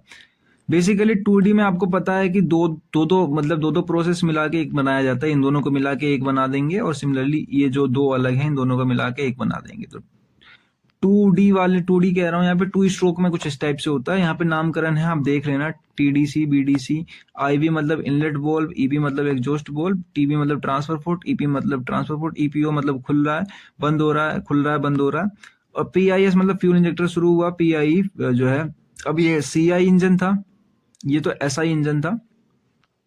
तो इसके अंदर हम क्या कर रहे हैं, देखो यहाँ पे FIS का मतलब यह है यहाँ पे कि स्पार्क शुरू हुआ और FIE का मतलब स्पार्क बंद हो गया, ठीक है। लेकिन अगर फ्यूल इंजेक्टर की बात हो रही है, यहाँ पे FIS का मतलब गलत लिखा हुआ है यहाँ पे, क्योंकि इसके अंदर जो है फ्यूल इंजेक्टर नहीं स्पार्क प्लग लगा होगा, ठीक है। स्पार्क प्लग से स्पार्क जनरेट होगी, तो स्पार्क प्लग होना चाहिए यहाँ पे। तो यहाँ पे IS भी लिख देना आप, खाली चल जाएगा, स्पार्क स्टार्ट स्पार्क एंड, ठीक है। आगे स्पेंचिंग मतलब स्कैवेंजिंग का मतलब यही होता है कि आपकी जो है एक साथ ही जो है एग्जॉस्ट गैस भी निकल रही है और नई गैस भी आ रही है, जो वॉल्व ओवरलैप हो रहे हैं, उसका लिए आपको बताने वही है। यहाँ पे 4 स्ट्रोक होते हैं, आपको ये बताने हैं कि 2 एक साथ मिले हुए होते हैं, 1+1 और दूसरा 1+1। मैं ज्यादा डिटेल में इसलिए नहीं बता रहा हूँ क्योंकि आप बहुत बार पढ़कर आ चुके हो और नीचे की डिटेल एनालिसिस, खाली डायग्राम आपको समझना है, डायग्राम ही आपके लिए नया है।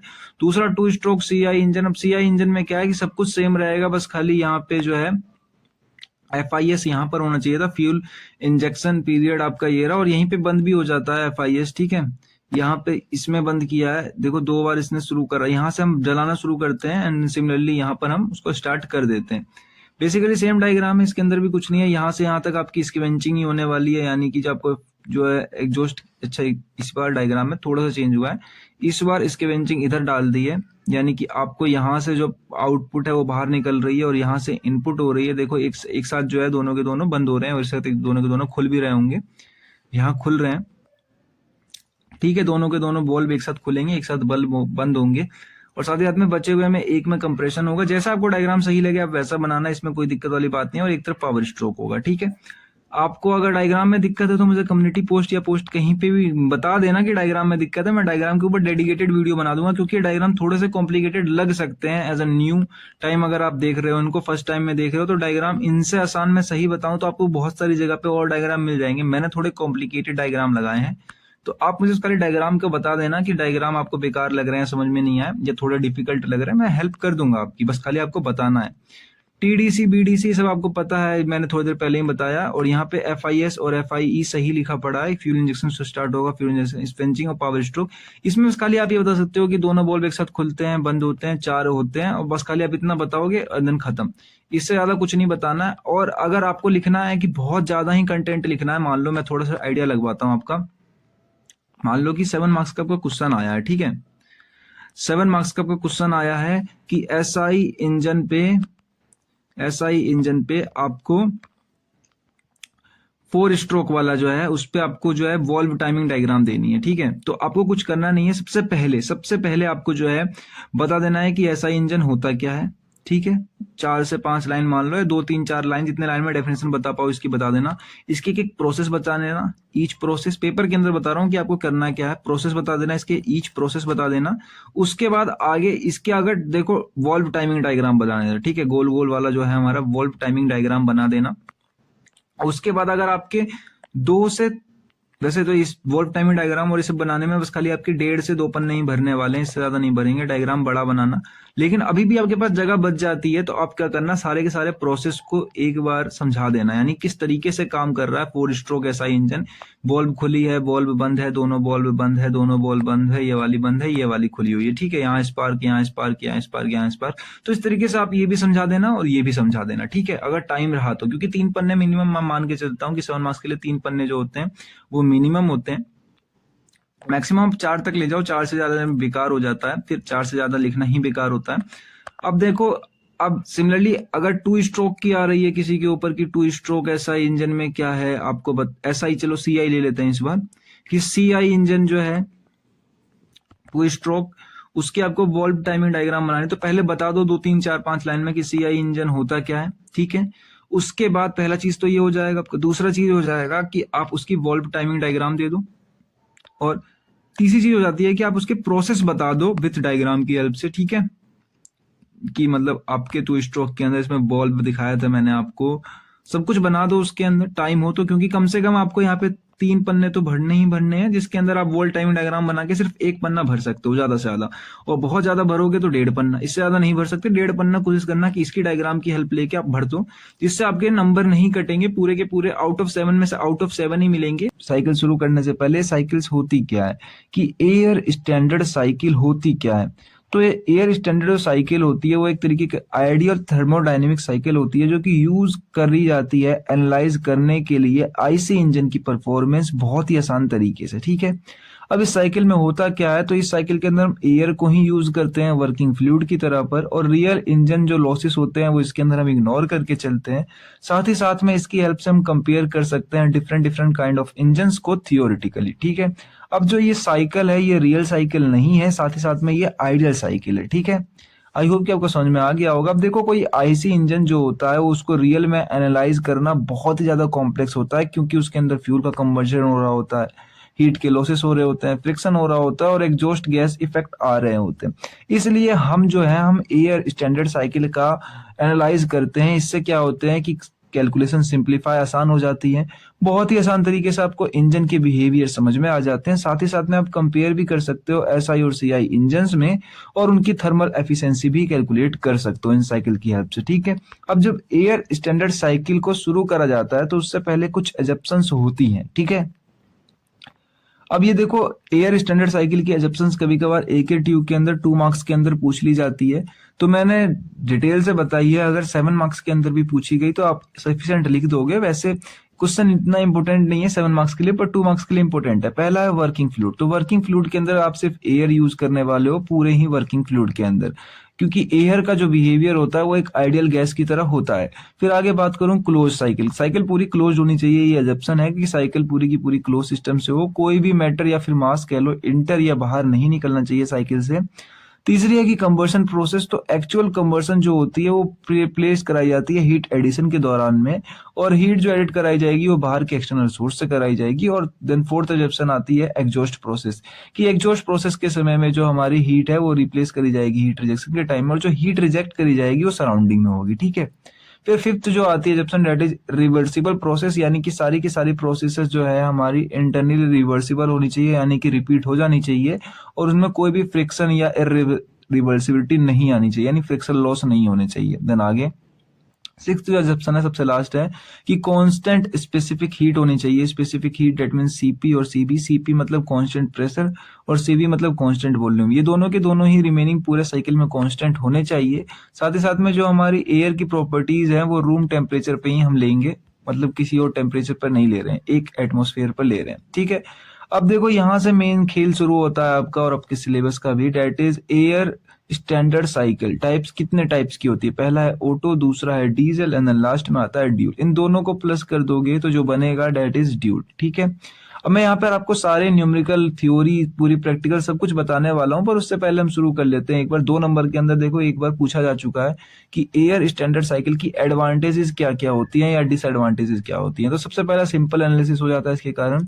इजी एफिशिएंसी कैलकुलेट कर सकते हो आप, यूजफुल होती है कंपैरिजन के लिए एसआई और सीआई के अंदर।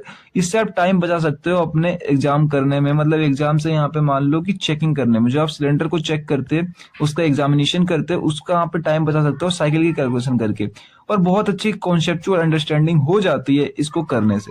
अब कुछ डिसएडवांटेजेस हैं, disadvantages for air standard cycle की, इसके अंदर हम इनको कंसिडर नहीं करते, एक्चुअल कंबशन कैसे हो रही है, हीट लॉसेस या फ्रिक्शन या एग्जॉस्ट गैस एफर्ट कैसे, इफेक्ट क्या क्या हो रहा है, और ये जो है ये एक्यूरेट रियल इंजन की तरह परफॉर्मेंस वर्क भी नहीं करता है, डिफरेंट डिफरेंट काइंड, मतलब कि हमने सब कुछ इसको नेग्लेक्ट कर दिया है, सारे एरर को नेग्लेक्ट कर दिया है, ठीक है।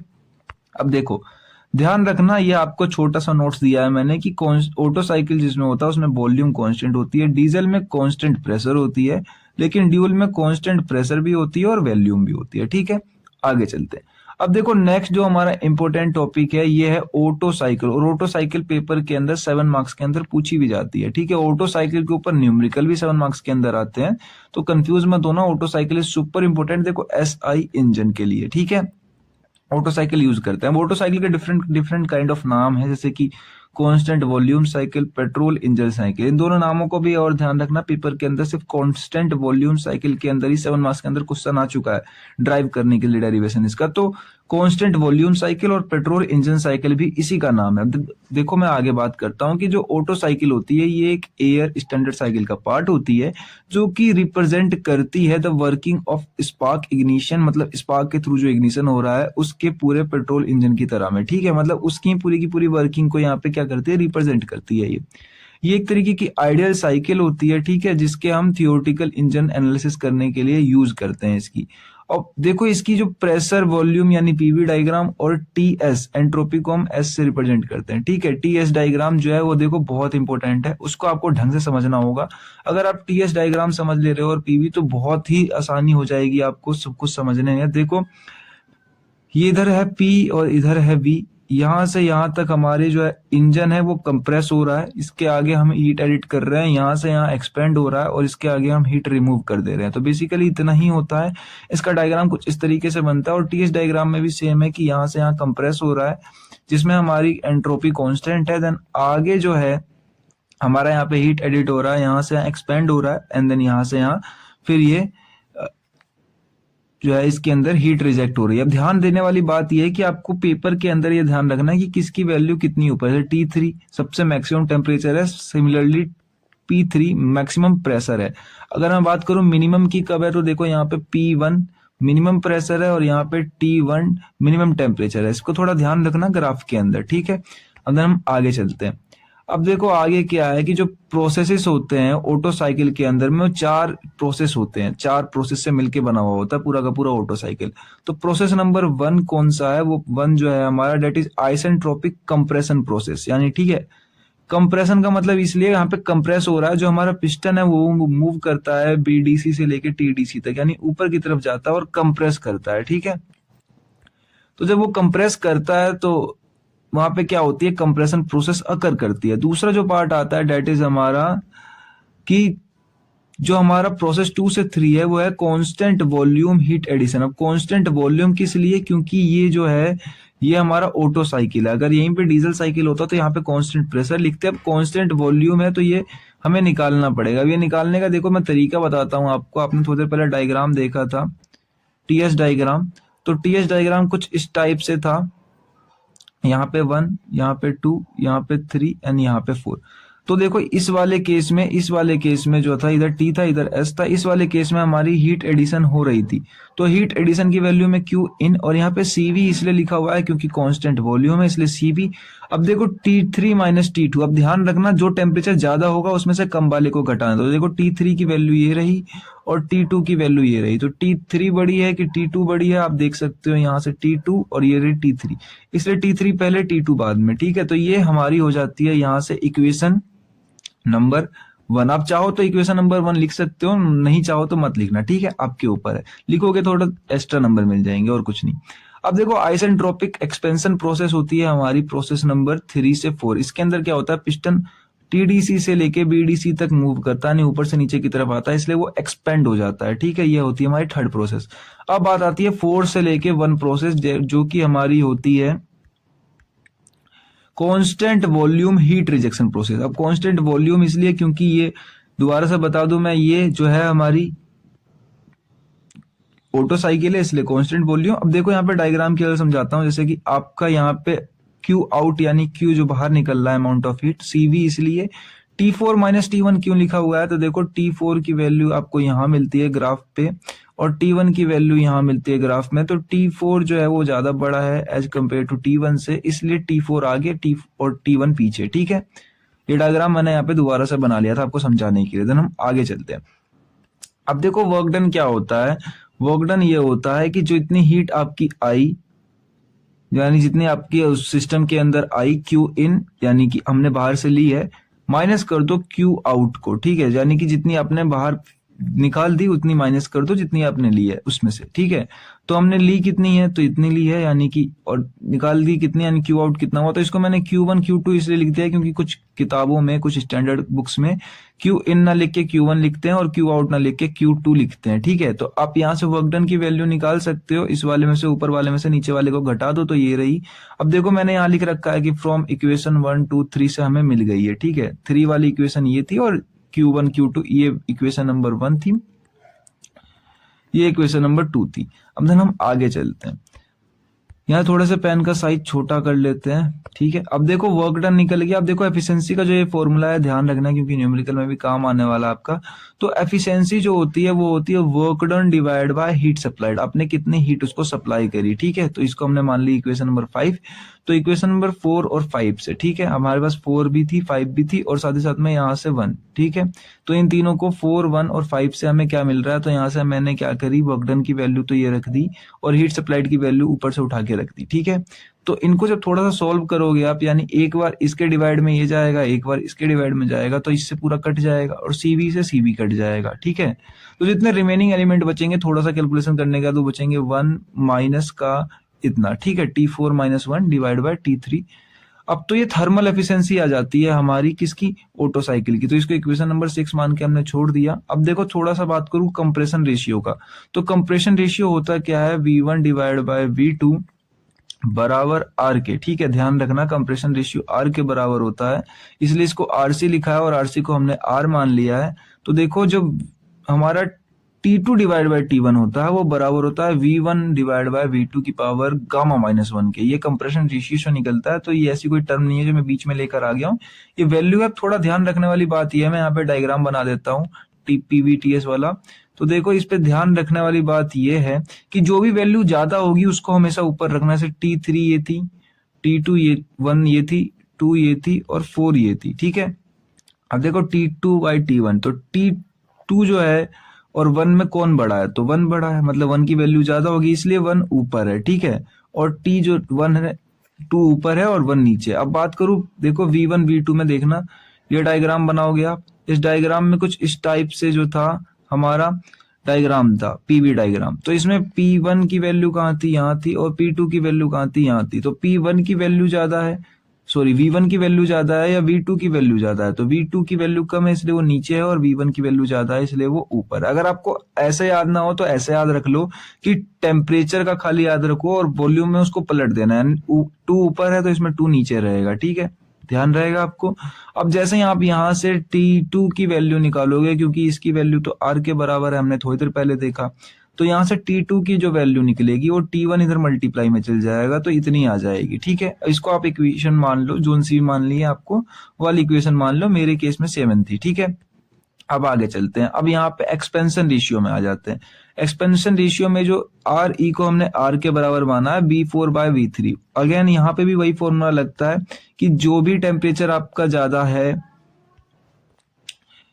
देखो मैं यहाँ पे दिखा देता हूँ, जो भी टेम्परेचर ज्यादा है उसको ऊपर रखेंगे हम। तो यहाँ पर डायग्राम कुछ इस टाइप से था, जिसमें T3 तो ये रहा और T4 ये रहा। तो T3 की वैल्यू ज्यादा थी, T4 की वैल्यू कम थी, इसलिए T3 ऊपर है। ठीक है, और इसका उल्टा समझ लो, उल्टा वॉल्यूम के साथ होता है, यानी T4 यहाँ पे नीचे है तो यहाँ पे V4 ऊपर होगा, जैसे कि है V4 ऊपर है। ठीक है, इनकी पावर गामा माइनस 1। यहाँ से आपको पता है कि जो इसकी वैल्यू है वो R के बराबर है, तो R रख दिया हमने और यहाँ से T3 की वैल्यू निकाल ली, इक्वेशन नंबर मान लिया हमने 8। ठीक है, अब इन दोनों में इक्वेशन में क्या किया हमने, जो टोटल इक्वेशन 7 थी और 8 थी और जो हमारी टोटल इक्वेशन 5 आई थी, उसमें वैल्यू उठा के रख दी, ये रही हमारी इक्वेशन नंबर 6, ठीक है, मतलब यहाँ पे 6 लिखा पड़ा है ये। तो इक्वेशन नंबर 6 ये थी कि 1 minus of this one divide by this one, ठीक है। तो इसमें वैल्यू को उठा के रख देना है, ऊपर वाली में कुछ छेड़खानी नहीं करनी है। हमें तो T3 और T2 की वैल्यू मिली है, तो T3 की वैल्यू हमने पुटअप कर दी, T2 की वैल्यू ये रख दी। अब यहाँ से जो है हमने गामा आर गया और गामा माइनस 1 इन दोनों को कॉमन निकाल लिया बाहर की तरफ में, तो ये दोनों बाहर आ गए और यहाँ पे अंदर बचेगा T1 माइनस T4 जो कि नीचे की तरफ बच गया, ठीक है। अब यहाँ पर जो है आपके पास जो एफिशिएंसी ऑफ फोटो साइकिल आ जाती है, इससे पूरा का पूरा कट जाएगा 1 माइनस ऑफ आर की पावर गामा माइनस 1, ठीक है। अब ध्यान रखना कि जो आर है उसकी value V1 divide by V2 V4 divide by V3 के बराबर है। तो यहीं पर आपको कभी कभार देखो 7 मार्क्स के अंदर ये प्रूफ करने को आएगा, तो आप इसको प्रूफ कर देना कि एफिशिएंसी होती कितनी है, ठीक है। अब देखो न्यूमेरिकल के पर्सपेक्टिव से कभी कभार मीन इफेक्टिव प्रेशर न्यूमेरिकल में पूछ लिया जाता है, तो मीन इफेक्टिव प्रेशर बराबर होता है work done divide bye Swift volume. अब स्वेफ्ट वॉल्यूम होती क्या है तो मैं बताऊं, V1 माइनस ऑफ V2, जो इतनी होती है यही होती है हमारी स्वेफ्ट वैल्यू। आप दोनों की वैल्यू पता होगी क्वेश्चन के अंदर और आपको इजीली निकाल लेनी होगी, ठीक है। डीजल साइकिल, इससे पहले मैंने ऑटो पढ़ा दिया है, फर्स्ट पार्ट एयर स्टैंडर्ड का ऑटो पढ़ा दिया है, डीजल पढ़ने वाले हैं हम लोग, ठीक है। तो डीजल साइकिल बेसिकली आप पहले से भी पढ़कर आए होंगे थर्मोडायनेमिक के अंदर, ऐसा नहीं है कि बिल्कुल नया टॉपिक आया है ये, इससे पहले भी आपने इस साइकिल को पढ़ा होगा। और देखो एक ट्यूब के अंदर 7 मार्क्स के अंदर इंपॉर्टेंट साइकिल भी है ये, इसकी डेरिवेशन ड्राइव करने को आती है। तो ये एक आइडियल स्टैंडर्ड साइकिल होती है सीआई इंजन की। सीआई से मतलब है यहाँ पे कंप्रेशन इग्निशन, इसके कुछ नाम है, पेपर में नाम से भी आ चुका है क्वेश्चन, से कांस्टेंट प्रेशर साइकिल के नाम से क्वेश्चन आया है, साथ ही साथ में डीजल इंजन साइकिल के नाम से भी यही क्वेश्चन आया। तो आप ध्यान रखना ये सुटेबल होता है हैवी ड्यूटी इंजन, जैसे कि आप ट्रक ले लो, बसेस ले लो या मरीन इंजन ले लो, बड़े बड़े इंजन जो होते हैं जिनके अंदर हाई लोड होती है, उन सारे ही जगहों पर इस डीजल साइकिल का यूज करा जाता है। अब देखो इसका पीवी और टीएस डायग्राम में लेकर आया हूं, बहुत ही सिंपल है, इधर पी है इधर वी है। पिछले वाले केस में क्या था, यानी ऑटो साइकिल की बात करूं मैं, तो ऑटो साइकिल में ये कुछ इस टाइप से बनता था, तो यहां से हीट आती थी, यहां से हीट निकल जाती थी। बट इस बार क्या है कि यहाँ पे वॉल्यूम कांस्टेंट ना होके, देखो वॉल्यूम अलग अलग है, इस बार प्रेशर कांस्टेंट है, बस खाली यही डिफरेंस है, बाद बाकी सब कुछ सेम है। तो यहाँ से प्रेशर कांस्टेंट है, इसलिए प्रेशर आएगी, प्रोसेस 1 से 2 जाएगा, ये कंप्रेशन का प्रोसेस है, यहाँ से हीट एडिशन, देन ये एक्सपेंशन का प्रोसेस है, देन लास्ट में ये एग्जॉस्ट का प्रोसेस है, मतलब यहाँ से हीट आपकी बाहर निकलेगी, एग्जॉस्ट गैस बाहर नहीं निकलेगी, रिजेक्शन का प्रोसेस है, हीट बाहर निकलेगी। सिमिलरली यहाँ पे भी देखोगे तो ये कंप्रेशन है, ये हीट एडिशन है, यहां से ये आपका हो जाता है, यहां से आपका ये हो जाता है एक्सपेंशन का प्रोसेस, लास्ट में ये जो आपका निकल रहा है डेट इज हीट रिजेक्शन का प्रोसेस। 4 प्रोसेस है, दोनों ही डायग्राम ढंग से देख लेना आप लोग, और डायग्राम में खाली ध्यान ये रखना जो मैं बता रहा हूँ आप लोगों, जैसे कि यहाँ पे मैक्सिमम टेम्परेचर T3 है, मैक्सिमम प्रेशर देखोगे तो P2 बराबर P3, ये दोनों के दोनों ही मैक्सिमम प्रेशर है इस केस में, ठीक है। तो ये सब न्यूमेरिकल में पूछ लिया जाते हैं, थोड़ा डायग्राम पे ध्यान रखना। अब देखो इसके साइक्लिक प्रोसेस जो मैंने आपको बोल के बता दिया, वो लिख भी रखे हैं मैंने कि चार स्टेप में खत्म होते हैं साइक्लिक प्रोसेस इसके। पहला कौन सा है, पहला ये है कि आइसेंट्रोपिक कंप्रेशन प्रोसेस होता है, दूसरा है कि कांस्टेंट प्रेशर पर हम हीट को ऐड करते हैं, ठीक है। तीसरा है कि आइसेंट्रोपिक एक्सपेंशन प्रोसेस होता है, जब हमारी पिस्टन जो होती है वो टीडीसी से लेके बीडीसी तरफ जाती है, यानी एक्सपेंड हो जाती है बीच की वॉल्यूम। आगे बात करूं, फोर्थ प्रोसेस होता है कि हम कांस्टेंट वॉल्यूम पे हीट रिजेक्ट करते हैं। देखो कांस्टेंट प्रेशर पे तो हीट इनलेट हुई थी, ऐड हुई थी, देन कांस्टेंट वॉल्यूम पे हीट रिजेक्ट होगी, ध्यान रखना। सीआई के अंदर सिर्फ यही डिफरेंस होता है। अब देखो सीआई के अंदर एक नया टर्म आता है और कभी कभार 2 मार्क्स में पूछ भी लिया जाता है, थोड़ा ध्यान देके पढ़ना, कट ऑफ रेशियो। देखो 2 मार्क्स के लिए बहुत ज्यादा इंपॉर्टेंट है। कट ऑफ रेशियो क्या होता है, एक तरीके का रेशियो होता है जब हमारे सिलेंडर का वॉल्यूम जो है हीट को ऐड कर रहा होता है, ठीक है, इंट ऑफ द वॉल्यूम, यानी हीट को ऐड कर रहा होता है, उससे जब हमारा हीट शुरुआत में ऐड होना शुरू होता है। उसका लिए 2 ही तरीके से, एक तो वॉल्यूम है हमारा, यहाँ पे वॉल्यूम कांस्टेंट नहीं है, आपने देखा होगा वॉल्यूम कांस्टेंट नहीं है, तो जब हमारा वॉल्यूम ज्यादा था उस समय जब हीट हो रही थी, साथ ही साथ में जब वॉल्यूम कम हो गया उस समय जब हीट हो रही थी, ठीक है, पहले तो कम था बाद में ज्यादा हुआ है, तो इन दोनों के बीच के रेशियो को कहते हैं हम कट ऑफ रेशियो। यानी कि वॉल्यूम जब पहले कम थी, आपने देखा होगा ग्राफ में V2 में देखो कम है, देन बाद में जब V3 में ज्यादा हो जाती है, V3 में ज्यादा हो जाती है हमारी, तो इसके बीच का जो रेशियो निकल रहा है, प्रेशर इधर भी इतना ही लग रहा था, इधर भी जो हमारा हीट एडिशन तो दोनों तरफ में सेम ही हो रहा था, लेकिन इन दोनों के बीच का जो रेशियो निकलेगा डेट इज हमारा कट ऑफ रेशियो। इसको कुछ फॉर्मुलों की हेल्प से ड्राइव भी किया गया है, ठीक है, और ये सिर्फ सीआई इंजन में होता है, क्योंकि सीआई इंजन में हमारी वॉल्यूम यहाँ पे कांस्टेंट नहीं होती है। और जो इससे पहले ऐसा इंजन पढ़ा है उसके अंदर ये कट ऑफ रेशियो नहीं होता था। कट ऑफ रेशियो को हम रो से रिप्रेजेंट करते हैं, फॉर्मूला होता है B3/B2 साथ ही साथ में T3/T2। अगर इन दोनों को कंबाइन करके लिखोगे तो आपका हो जाएगा रो इज इक्वल टू में V3/B2 is equal to T3/T2। तो ये फॉर्मूला ध्यान रखना, अगर पेपर में आप विद फॉर्मूला लिख दोगे तो और अच्छे मार्क्स मिल जाएंगे आपको। अब देखो यहाँ पे कुछ प्रोसेसेस है, मैंने यहाँ पे डायग्राम भी बना दिया है आप लोगों के लिए सुटेबल रहे। पहले हीट एडिशन अगर आप निकालोगे तो इस प्रोसेस में हीट एडिट हो रही। अब इस बार कांस्टेंट प्रेशर है जैसा कि आप देख पा रहे हो, तो यहाँ पर हमने MCP लिखा है। पिछली बार प्रोसेस में मैंने M नहीं लिखा था, अगर आप चाहो तो लिख सकते हो M, नहीं चाहो तो मत लिखो। देखो मैंने इस बार M लिख के भी करके दिखाया है, पिछली बार विदाउट M के दिखाया था। तो Q इन जो हो रही है हमारी M हो रही है CP कांस्टेंट प्रेशर के लिए, और यहाँ पे टेम्परेचर का सेम रूल है, ज्यादा वाले में से माइनस वाले को घटाना है। तो आप साफ साफ देख सकते हो कि T3 तो ये रहा और साथ ही साथ में T2 ये रहा, तो T3 ज्यादा है T2 कम है, इसलिए हमने T3 को आगे रखा है, तो T3 माइनस T2। सिमिलरली बात करूं हीट रिजेक्शन की, तो हीट रिजेक्शन में कुछ नहीं है, हीट रिजेक्ट हो रही है बाहर की तरफ में, यहाँ पे कांस्टेंट वॉल्यूम में हो रही है जैसा कि आप देख सकते हो। तो यहाँ पे MCV लिख रखा है, साथ ही साथ में जो प्रेशर ज्यादा है, जो टेम्परेचर ज्यादा है, T1 ये रहा और T4 ये रहा और T1 ये रहा। तो T4 ज्यादा है इसलिए T4 आगे लिखा हुआ है, T1 पीछे लिखा हुआ है। डायग्राम की हेल्प से आप समझ सकते हो, डायग्राम की हेल्प से मैंने समझाया है इजिली करके। अब देखो वर्क डन का फॉर्मूला ये होता है कि Q1 माइनस का Q2। अब इन दोनों को रिलेट करोगे, आपके पास Q1 भी है Q2 भी है, तो इन दोनों को रिलेट करके आप वर्क डन निकाल सकते हो। अब जो एफिशिएंसी होती है उसका फॉर्मूला होता है work done divide by heat addition या हीट एडिट, ठीक है। तो वर्क डन तो हमने ये रख दिया और हीट एडिट की वैल्यू हमें Q1 पता है, तो Q1 की वैल्यू हमने ये रख दी। अब इसको थोड़ा सा आप देखोगे तो ये पता चलेगा कि ये तो हमारा इधर वाला Q1 है, इधर वाला Q2 है, डिवाइड बाय Q1 है। ये फॉर्मूला भी हो गया। अगर आपको क्वेश्चन में Q1 Q2 की वैल्यू गिवन है तो आप इजिली वहां से एफिशिएंसी निकाल सकते हो। अब देखो एक बार ये इसके डिवाइड में जाएगा, एक बार इसके डिवाइड में जाएगा, तो जब इसके डिवाइड में पूरा कट जाएगा, इसके डिवाइड में जाएगा तो M से CP कट जाएगा, ध्यान रखना M से M कट जाएगा, लेकिन CP बाय CB बच जाएगा, ठीक है, ये बच जाएगा। मैं आपको एक फॉर्मूला बता देता हूँ कि CP बाय CB बराबर होता है गामा के, लेकिन अगर आप इसको पलट दोगे तो फॉर्मूला 1 डिवाइड बाय गामा के बन जाएगा, ठीक है। आई होप कि समझ में आ गया होगा, इसीलिए हम लोगों ने यहाँ पे इसको जो है ऐसे लिख दिया 1 डिवाइड बाय गामा, ठीक है। और एक चीज और करिए इसके अंदर कि T1 जो था हमारा टेम्परेचर उसको बाहर निकाल लिया, सिमिलरली नीचे से T2 बाहर निकाल लिया। जब कॉमन निकाल लिया आपने तो इधर तो कुछ था नहीं साथ में, इसीलिए ये हुआ है कि यहाँ पर जो हमारी वैल्यू है वो T1 इसके डिवाइड में चली गई और T2 इसके डिवाइड में चली गई। बेसिकली इतना मान के हमने इक्वेशन नंबर इसको 1 मान लिया, ठीक है। आप जो भी मानना चाहो, मैंने A माना है, आप 1 मानना चाहो तो 1 भी मान सकते हो। आगे चलते हैं। अब आगे आपको पता होना चाहिए कंप्रेशन रेशियो क्या होता है। मैंने आपको बताया था, अगर टीवी के PS के डायग्राम से भी देखोगे तो कंप्रेशन रेशियो ऐसा था कि यहाँ पर जो है हमें T1 डिवाइड बाय T2 बराबर होता है V2 डिवाइड। अब ध्यान उसका ये रखना कि अगर 2 यहाँ पे नीचे है तो इधर ये ऊपर आएगा, बस इतना ध्यान रखना। अगर कभी कभार ऐसा भी होता है T2 डिवाइड बाय T1, तो यहाँ से अगर नीचे 1 आ गया तो ऊपर अब 1 आएगा, ठीक है। बिल्कुल एक दूसरे के उल्टे होते हैं, बस खाली इस तरीके से अगर आपको याद रहेगा तो आप इजिली कर लोगे। अब यहाँ से हमें क्या है, हमें यहाँ से ये फॉर्मूला ध्यान रखना है कंप्रेशन रेशियो का और ये एक्सपेंशन रेशियो का। ये दोनों फॉर्मूले आपके ही काम के हैं, बेसिकली फॉर्मूले हैं और न्यूमेरिकल में भी यूज आएंगे। T4 डिवाइड बाय T3, अब 3 नीचे आ गया तो इधर 3 ऊपर जाएगा, बस बेसिकली इतना है, इतना आपको ध्यान रखना है डेरिवेशन में।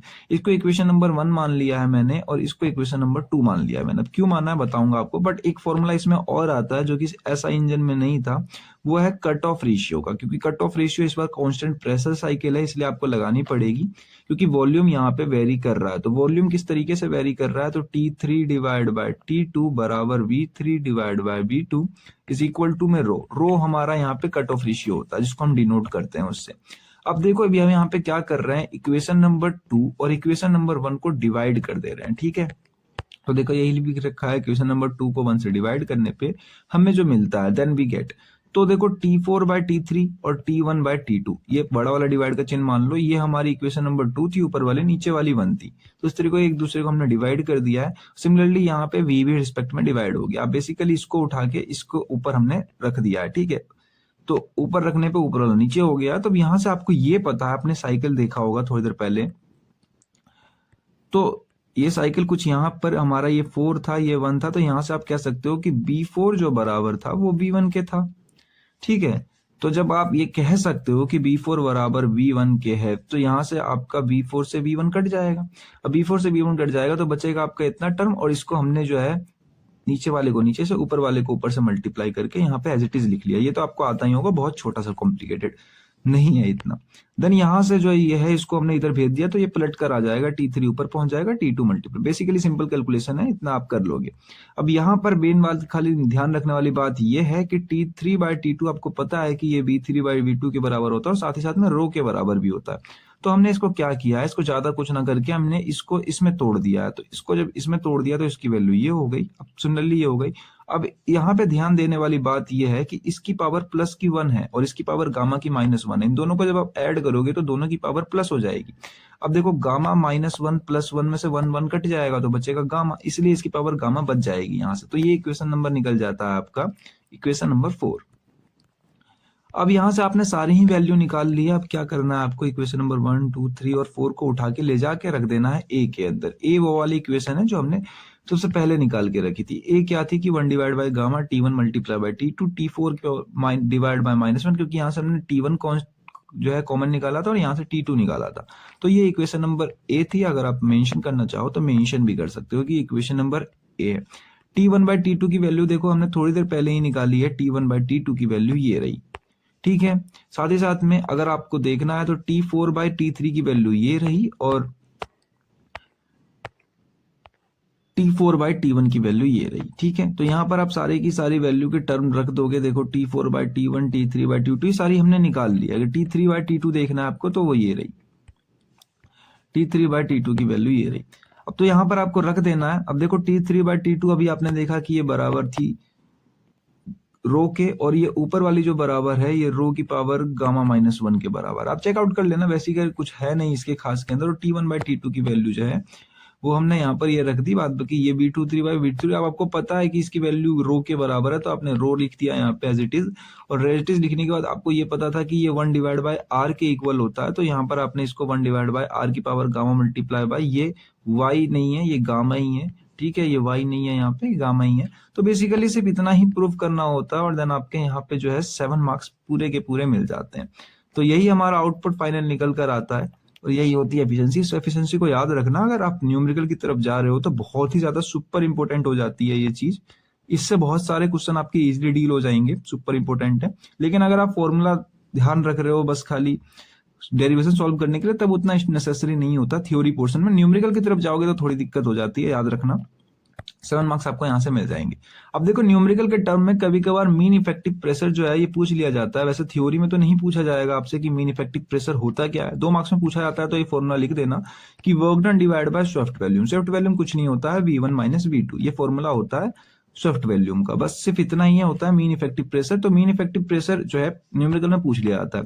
वीडियो का लाइक टारगेट मैंने 10 ही रखा है, 10 कर दो फटाक से आप लोग। इससे पहले मैंने ऑटो साइकिल और as well as diesel cycle, ये दोनों के दोनों साइकिल और साइकिल के ऊपर न्यूमेरिकल्स कंप्लीट करा दी है।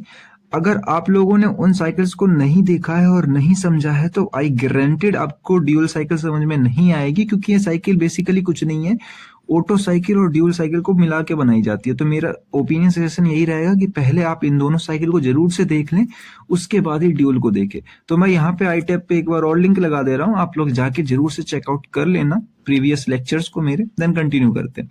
अब देखो मैं आप लोगों को बताना चाहता हूँ कि जो ड्यूल साइकिल होती है इसके अंदर आप एक डायग्राम बनाकर आओगे पेपर के अंदर तो और अच्छा दिखाई देगा, जैसे कि ऑटो प्लस डीजल, ठीक है। इसका ऐसा एरो बना देना और दिखा देना यहाँ पे ड्यूल, और इन सबके बाहर जो है डिब्बा बना के, एक डिब्बा बड़ा सा बना के यहाँ छोटे से में लिख देना साइकिल, ठीक है, साइकिल्स, ठीक है। तो इस तरीके से डायग्राम अगर पेपर में बना दोगे, मेरे पास टाइम सफिशिएंट नहीं था तो मैं नहीं बना पाया, बट आप लोगों के लिए है कि एक डायग्राम बना देना और अच्छा इंप्रेशन पड़ने वाला है एग्जामिनर के ऊपर। तो ड्यूल साइकिल एक तरह की कॉम्बिनेशन होती है ऑटो और डीजल साइकिल की। तो इस साइकिल के अंदर जो कंबशन होता है वो 2 हिस्सों में होता है। पहले तो वो कांस्टेंट वॉल्यूम में भी होता है, दूसरा कांस्टेंट प्रेशर में भी होता है। बेसिकली मैं ये बताऊं कि जब आपका फ्यूल बर्न होगा तो एक बार तो वो कांस्टेंट वॉल्यूम पे बर्न होगा और एक बार कांस्टेंट प्रेशर पर बर्न होगा। देखेंगे हम डिटेल से आगे चल के कि क्या क्या बताना चाह रहा हूं मैं आप लोगों को। और जो इसमें हीट रिजेक्ट होती है वो कांस्टेंट वॉल्यूम पर ही निकलती है, ठीक है। ये छोटे छोटे टर्म है। और मैं चीज बताना भूल गया आप लोगों को, जो ड्यूल साइकिल है, जो ये हमारी ड्यूल साइकिल है, ये सुपर इंपोर्टेंट है 2 मार्क्स के लिए। 7 मार्क्स में आज तक कभी पूछी नहीं गई, बट ऐसा हो सकता है कि आप लोग ना पढ़ के जाओ और आपके साथ ही हो कि 7 मार्क्स में आ जाए, पढ़ लेना। छोटा सा लेक्चर है मेरा, 2 मार्क्स के लिए सुपर इंपोर्टेंट बहुत बार पूछी जाती है और 7 मार्क्स में आज तक कहीं पूछी नहीं गई, तभी मैंने 7 मार्क्स के लिए इसका डेरिवेशन लेकर आया हूँ आप लोगों के पास। अब देखो जो साइकिल है मोस्टली यूज करी जाती है हाई स्पीड इंजन में। अब जिन लोगों को नहीं पता हाई स्पीड इंजन कहाँ पे होते हैं, तो बेसिकली वो इंजन रेसिंग कार हो गए या रेसिंग जितनी भी डिवाइसेस होती है, रेसिंग जितनी भी व्हीकल्स होती हैं, सारी की सारी रेसिंग जितनी भी होती है उनके अंदर बेसिकली हम ड्यूल इंजन ही लगा के रखते हैं, क्योंकि ये बहुत अच्छी हाई स्पीड इंजन होती है। अब देखो इससे पहले आपने 2 तरीके के डायग्राम पढ़े होंगे, एक में ग्राफ ऐसे आता था और एक में ग्राफ ऐसे आता था, बट इसमें दोनों का मिक्सचर होता है, एक बार कांस्टेंट वॉल्यूम, एक बार कांस्टेंट प्रेशर, और यहां से यहां तक आपको ही पता है कंप्रेशन है और यहां से यहां तक एक्सपेंशन है, और ये हीट रिजेक्शन की प्रोसेस हो गई। इसमें 2 बार हीट इनपुट होगी, एक बार कांस्टेंट वॉल्यूम पे, एक बार कांस्टेंट प्रेशर के ऊपर, ठीक है। सिमिलरली इसका टीएस डायग्राम भी ऐसा ही है कि एक बार हीट इनपुट होती है कांस्टेंट वॉल्यूम पे, एक बार हीट कांस्टेंट प्रेशर पे, एंड देन सिमिलरली ये हमारा एक्सपेंशन। बहुत आसान डायग्राम है, डायग्राम बनाने के 2 मार्क्स मिलते हैं। अगर न्यूमेरिकल में भी आए तो डायग्राम बना देना, 2 मार्क्स आपके कहीं नहीं जाएंगे। आगे चलते सारे प्रोसेस के नाम देख लो। तो 1 से 2 जो हमारी प्रोसेस है, यानी यहां से लेके यहां तक, मैं इधर भी एक डायग्राम बना लेता हूँ पीवी का, ताकि आपको आइडिया लगता रहे। तो देखो ये और ऐसे करके ऐसे और ऐसे करके ऐसे, इधर से हीट बाहर निकल रही है, इधर से भी हीट अंदर आ रही है, इधर से भी हीट अंदर आ रही है। नामकरण कर देते हैं 1 2 3 4 5, ठीक है। अब देखो आप लोग, पहला है कि आइसेंट्रोपिक कंप्रेशन, यानी 1 से 2 जब हम जा रहे हैं तो आइसेंट्रोपिक कंप्रेस हो रहा है, यानी पिस्टन जो है हमारा वो जा रहा है बीडीसी से लेके ऊपर की तरफ टीडीसी की तरफ, ठीक है। दूसरा है हीट एडिशन कांस्टेंट वॉल्यूम। यहाँ पे कांस्टेंट वॉल्यूम में देखोगे वॉल्यूम की वैल्यू इधर वी है इधर पी है, वॉल्यूम कांस्टेंट है, यहाँ पे हीट एडिट हो रहा है तो हीट एडिशन कांस्टेंट वॉल्यूम। तीसरा जो प्रोसेस है that is heat addition constant pressure, यानी 3 से 4 में जो हीट हमारी अंदर जा रही है वो कांस्टेंट प्रेशर के ऊपर जा रही है, तो कांस्टेंट प्रेशर पे। उसके चौथे से 5वां प्रोसेस है, ये हमारा एक्सपेंशन का प्रोसेस है, तो आइसेंट्रोपिक एक्सपेंशन प्रोसेस। और जो ये 5 से 1 आ रहा है हमारा, डेट इज हमारा heat rejection at constant volume. Volume तो कांस्टेंट है, साथ ही साथ में हीट भी रिजेक्ट हो रही है यहाँ से। तो बेसिकली यही 5 प्रोसेस होते हैं इसके अंदर। अब ध्यान देने वाली बात ये है, इससे पहले ऐसा एक बार भी नहीं हुआ है, ना ऑटो में, ना ड्यूल में, ना डीजल में। अब देखो ड्यूल में कुछ अलग सा होता है, अलग ये होता है कि आपकी जो हीट है ना वो 2 बार ऐड होती जाती है, एक बार तो कांस्टेंट वॉल्यूम पे, एक बार कांस्टेंट प्रेशर पे, ठीक है। तो दोनों बार की हीट जब तक आप ऐड नहीं करोगे तो आपकी टोटल हीट इनपुट नहीं मिलेगी, ठीक है। दोनों बार की आपको ऐड करनी पड़ेगी। तो ये बिल्कुल नया फिनोमेनन हुआ है इस बार, इसलिए बहुत से बच्चे कंफ्यूज हो जाते हैं। आप लोग यहाँ पे कंफ्यूज मत होना, थोड़ा ध्यान देके देखो कि जो हमारा नेट हीट ऐड हुआ है इस पूरे प्रोसेस के अंदर में, तो वो कांस्टेंट वॉल्यूम पे भी हुआ है as well as constant pressure पे भी हुआ है। अब देखो वॉल्यूम का फॉर्मूला ये रहा और प्रेशर का फॉर्मूला ये रहा। अब किस तरीके से, देखो कांस्टेंट वॉल्यूम पे था तो सीवी और कांस्टेंट प्रेशर पे था तो सीपी, ये दोनों लिखनी पड़ेगी हमें। आई होप कि आप इससे पहले ऑटो अच्छे से पढ़ चुके होंगे और साथ ही साथ में डीजल भी। अब जिन लोगों ने पढ़ा है उनको तो समझ में आ जाएगा मैं क्या कहना चाह रहा हूँ, जिन लोगों ने नहीं पढ़ा है उनको थोड़ी दिक्कत होगी। तो मेरा ओपिनियन सजेशन यही रहेगा कि बेमतलब में आप खाली पीली में मगजमारी करने से बढ़िया एक बार ऑटो ड्यूल पढ़ के आ जाओ। अब देखो कांस्टेंट वॉल्यूम के लिए सी वी यूज किया और कांस्टेंट प्रेशर के लिए सीपी। अब देखो डायग्राम में दिखाता हूँ आपको सीधा टीएस डायग्राम। तो देखो ये और ये और ये, नामकरण कर लेते हैं फटाफट से, 1 2 3 4 और देन 5, ठीक है। पांचों के पांचों नाम आ गए। तो सबसे पहला आपको देखना है कि यहाँ पे कौन सी हीट एडअप हो रही है। तो यहाँ पे आपकी T3 है, डेट मीन्स T3 ये रही, T2 ये रही। T3 ज्यादा बड़ी है इसलिए आगे रखा, T2 पीछे रखा। सिमिलरली इस केस में T4 यहाँ है और T3 यहाँ है, तो आपको दिख सकता है कि दोनों के बीच में T4 की वैल्यू ज्यादा है, तो T4 को आगे रखा, T3 को पीछे रखा। अब ये दोनों के दोनों ही जो केस है हमारे हीट इनपुट के हैं, आउटपुट के नहीं है। ये वाला कांस्टेंट वॉल्यूम के लिए, ये वाला कांस्टेंट प्रेशर के लिए।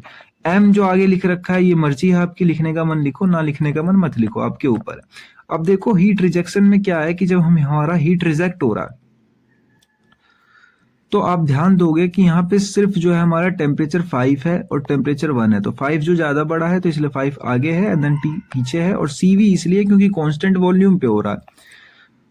अब देखो आपको वर्क डन का फॉर्मूला पढ़ते पढ़ते अब तो याद भी हो गया होगा कि heat add minus heat out. अब ऐड कितनी हुई है, तो ये सारी की सारी हीट दोनों को मर्ज करके रखी है, ये ऐड हुई है तो ये हमने एज इट इज लिख दी। साथ ही साथ में जो हीट आउट हुई है वो ये रही, तो ये हीट ऐड हो गई, तो ऐड माइनस की आउट, ठीक है, ये वाली आउट हो गई हमारी, तो ये हो जाती है वर्क डन। अब वर्क डन तो आपको पता चल गया। अब वर्क डन से एक फॉर्मूला निकलता है, और ये फॉर्मूला मैंने आपको कितनी बार कहा, ध्यान में रखा करो। अगर अभी भी ध्यान में नहीं है तो याद ही कर लो इसे, एफिशिएंसी बराबर वर्क डन अपॉन में हीट एड। बहुत बार टिपिकल टिपिकल क्वेश्चन में छोटे फॉर्मूले बहुत। अब देखो नेक्स्ट टॉपिक डेट इज हमारा comparison of auto dual and dual cycles. देखो अब ये क्वेश्चन जो है ना सुपर इंपोर्टेंट है, ठीक है, मैं लिख देता हूं सुपर इंपोर्टेंट। एक ट्यूब के बेसिस पे मैं बताऊं 7 मार्क्स के अंदर पूछा ही पूछा जाता है इस यूनिट से, ठीक है, बहुत बार देखा गया है पूछते हुए, तो ऐसा हो सकता है कि इस बार भी ये क्वेश्चन आ जाए। तो देखो 2 केस पढ़ाए हैं मैंने यहाँ पे। पहला केस ये रहा कि आपका सेम मैक्सिमम प्रेशर है और टेम्परेचर है, उसके लिए डायग्राम है, ठीक है, मैक्सिमम सेम प्रेशर और टेम्परेचर के लिए डायग्राम है। जब आपका प्रेशर भी सेम है और टेम्परेचर भी सेम है, ठीक है, तो मैक्सिमम प्रेशर देख रही होगी आप कि ये पूरा का पूरा सबका सेम है, और मैक्सिमम टेम्परेचर यानी कि जो हमारा टेम्परेचर है वो भी सबका केस में, देखो सबके केस में मैक्सिमम T4 ही जो है वो मैक्सिमम है हमारा, ठीक है। तो प्रेशर और अब इसमें सबसे पहली जो साइकिल है डेट इज हमारी, अगर ऐसी बात करोगे तो आपने पढ़ी होगी, ये हो गई हमारी ऑटो साइकिल। बीच वाली कुछ इस टाइप से है, अभी अभी जस्ट आपने पढ़ी, ये हो गई ड्यूल साइकिल। और जो सबसे नीचे वाली है ये सिर्फ कांस्टेंट प्रेशर वाली है, मतलब कि मैं तीनों को अलग अलग कलर से बना देता हूं, आपको थोड़ा सा आइडिया लग जाएगा। ये जो पहली वाली हो गई ये तो ऑटो हो गई। डीजल ड्यूल जो है वो इस तरीके से है, और जो हमारी लास्ट में बचती है वो पूरी की पूरी इस तरीके से कुछ साइकिल है। तो डेट्स इट, हमारी तीनों की तीनों साइकिल इधर पीवी डायग्राम में हो गई। डायग्राम की प्रैक्टिस कर लेना, क्योंकि डायग्राम की प्रैक्टिस आपके ही हाथों में, जितनी अच्छी आप करके जाओगे उतनी अच्छी बना पाओगे। अब देखो इस वाले में जो सिंपल सीधी गई, सीधी आ गई, ये वाली कौन सी है, एंड ये सुपर से पूरी की पूरी घूम कर आ रही है, ये वाली कौन सी है, ठीक है, मैं बताता हूं। जिसका स्लोप नीचे रहेगा, ध्यान रखना, जिसका स्लोप नीचे है, इधर स्लोप नीचे की साइड में है, ये तो ऑटो साइकिल है, और जो ऊपर से घूम कर आ रही है वो है डीजल साइकिल। और बीच वाली जो है हमारी, ये गई ये गई ये गई, वो हो जाएगी ड्यूल। ध्यान रखना बीच बीच में हमेशा ड्यूल रहेगी और आगे पीछे चेंज होगी। तो अब देखो इनका एनालिसिस करेंगे, कंक्लूजन करेंगे, तो यहाँ पे आपका सेम प्रेशर था, सेम टेम्परेचर था, और सेम हीट रिजेक्ट निकल रही है, यानी कि यहाँ पे आपकी सारी केस में सबकी हीट बाहर निकल रही है, सेम हीट रिजेक्ट हो रही है। तो प्रोसेस 4 से 1 सब में कॉमन है हमारा, ठीक है, 4 से 1 यहाँ पे लिखा हुआ है, बट आप मान के चलो 5 से 1 जो है हमारा सब में कॉमन है, ठीक है। थोड़े से आंकड़े गलत लिखे पड़े हैं नीचे वाली लाइन में, बट आप समझ जाओगे जो मैं समझाना चाहूंगा। देखो टीएस डायग्राम में क्या हीट सप्लाइड जो है क्यू इन से हो रही है, जो एरिया जो अंडर हीट कर्व के अंदर आ रहा है। अब देखो अंडर 2 से 3 में ऑटो का एरिया बड़ा है, अब इसमें एफिशिएंसी उसी की ज्यादा होगी जिसका एरिया सबसे ज्यादा होगा। इसमें आप देखोगे तो एरिया सबसे ज्यादा किसका है, डीजल का है, क्योंकि ड्यूल का तो सिर्फ इतना ही है, डीजल का ये पूरा का पूरा बन जाता है। तो इसमें सबसे ज्यादा एफिशिएंसी अगर मैं बात करूं तो देखो एरिया के हिसाब से देखोगे सबसे ज्यादा डीजल की है, उससे कम ड्यूल की है, सबसे कम ऑटो की है। तो एफिशिएंसी उल्टी होती है, सबसे ज्यादा देखो डीजल की होगी, उससे कम ड्यूल की, सबसे कम ऑटो की। कब केस है, जब हमारा सेम टेम्परेचर सेम और सेम प्रेशर है, ठीक है। पहले केस तो ये वाली हो गई, और दूसरी वाली केस पे आ जाओ आप, कंपैरिजन ऑफ ऑटो और diesel dual cycle, case number 2, ये भी सुपर इंपोर्टेंट है, सुपर इंपोर्टेंट, 7 मार्क्स के लिए। अब देखो दोनों कंबाइन होके भी आते हैं, एक साथ भी दोनों पूछे गए हैं, तो कंफ्यूज मत होना, दोनों एक साथ भी आते हैं। इसमें क्या है कि सेम कंप्रेशन रेशियो है, कंप्रेशन रेशियो आपका सेम रहेगा, और सेम हीट इनपुट होगी आपकी, ठीक है, मतलब हीट सब जगह पे सेम ही इनपुट हो रही है। डेट मीन्स ये भी यहीं पे मिल रही है, और ड्यूल में तो 2 बार चाहिए तो 2 बार मिलेगी, बाद बाकी हमारी जो है डीजल में 1 बार चाहिए, ठीक है। अब देखो यहाँ पे मैं बताता हूँ आपको कौन कौन सी साइकिल। देखो पहली जो ये आ गई छोटी सी, ये हो गई आपकी डीजल, याद रखना। बीच वाली जो हो गई ऊपर जाके ऐसे घूम कर आ रही है ड्यूल, और सबसे पीछे जो आ रही है पूरी की पूरी ऐसे चक्कर काट के, वो हो जाएगी ड्यूल। ड्यूल नहीं ऑटो, ठीक है, सबसे पीछे वाली हो जाएगी ऑटो, बीच वाली ड्यूल, और सबसे नीचे वाली डीजल। डीजल टेम्परेचर देखोगे तो ये जो दिख रहा है आपको, ये हो जाएगा आपका डीजल का, इसके ऊपर वाला हो जाएगा ड्यूल का, सबसे जो ऊपर तक जा रही है वो हो जाएगा ऑटो का, ठीक है। आई होप कि आपको डायग्राम समझ में आ गया होगा। इसमें भी सेम चीज है, आपको जो एरिया है, एरिया सबसे छोटा किसका है, तो इस बार अगर आप देखोगे सबसे छोटा जो एरिया है, इस बार टाइप से छोटा एरिया किसका है, डीजल का। उससे बड़ा किसका है, ड्यूल का, और सबसे बड़ा किसका है, ऑटो का, ठीक है। तो जो एरिया है सबसे बड़ा है, इस बार उल्टा लिखा हुआ है आपका, सबसे बड़ा जो एरिया है, डेट्स इट। ये सारे चीज जो है, कहाँ गया एरिया वाली लाइन? तो यहाँ पे सबसे ज्यादा एरिया जो है ना वो ऑटो का है, उसके बाद ड्यूल का है, उसके बाद डीजल का है। ठीक है, सबसे कम डीजल का एरिया है यहाँ पे। तो आप लोग क्या करना है, इनको एक जो लिख के है, ये नोट्स गलत बन गए थोड़े से। जो एरिया है ना वो ऑटो का सबसे ज्यादा है, उसके बाद ड्यूल का तो इंटरमीडिएट है, और स्मॉलेस्ट सबसे डीजल का है। देख सकते हो आप, ये डीजल का एरिया है। मैं दिखा देता हूँ एक बार आपको ढंग से। वैसे तो आपको पता चल ही गया होगा, ये सबसे कम वाला डीजल का, उसके बीच वाला ड्यूल का, सबसे ऊपर वाला ऑटो का। तो बेसिकली नोट्स बनाते समय थोड़ी सी लाइन गलत हो गई थी, आप लोग मेहनत कर लेना। एंड देन आगे देखोगे तो एफिशिएंसी सबसे ज्यादा ऑटो की हो जाएगी, क्योंकि सबसे ज्यादा एरिया उसी का था। ड्यूल की बीच में ही रहेगी, और डीजल की सबसे कम एफिशिएंसी हो जाएगी। तो यहाँ पे मैक्सिमम जो प्रेशर टेम्परेचर में क्या होती है, ठीक है। तो ये जो है हमारा, इस बार जो है हमारा दूसरा केस था, मेरे ख्याल से ये पीछे वाला ही नोट्स लग गया था यहाँ पे। तो इस बार हमारा केस था same compression ratio, same heat output पे, ठीक है। और इसी की तरह साथ जो है हमारी यूनिट नंबर 1 जो है पूरी की पूरी खत्म हो गई। यूनिट नंबर 1 मैंने कंप्लीट कर दी है। यूनिट नंबर 2 अगर आप लोग चाहते हो कि मैं जो है अपलोड कर दूं, और साथ ही साथ मैं यूनिट नंबर 1 का वन शॉट भी अपलोड कर दूं, क्योंकि अब 4 लेक्चर एक साथ पढ़ना, मैं वन शॉट जो है 1 घंटे से 2 घंटे, 1 घंटे से मुश्किल 1.5 घंटे के अंदर पूरा का पूरा यूनिट खत्म कर दूंगा। ये वाला आप लोग देख के भी जल्दी से फ्री हो जाओगे। यूनिट नंबर 1 और यूनिट नंबर 2 अगर आप चाहते हो, मैं यूनिट नंबर 2 जो है उसका सीधा ही वन शॉट अपलोड करूंगा, क्योंकि पेपर टाइम आ चुके हैं और मैं नहीं चाह रहा कि पार्ट में अपलोड करूं। तो इसका यूनिट नंबर 2 का सीधा वन शॉट अपलोड करूंगा, और यूनिट नंबर 1 का भी वन शॉट आप बोलोगे तो मैं अपलोड कर दूंगा बना के। तो आपके ऊपर है जो आप बताना चाहो। वीडियो को लाइक कर देना पसंद आया हो तो। पेपर पास है, आप लोगों के सपोर्ट की हेल्प से ही आप जल्दी जल्दी पढ़ पाओगे। देन मैं मिलता हूँ नेक्स्ट लेक्चर में। तब तक के लिए कोई डाउट हो तो कमेंट करके मुझे बता दो, और कीप लर्निंग।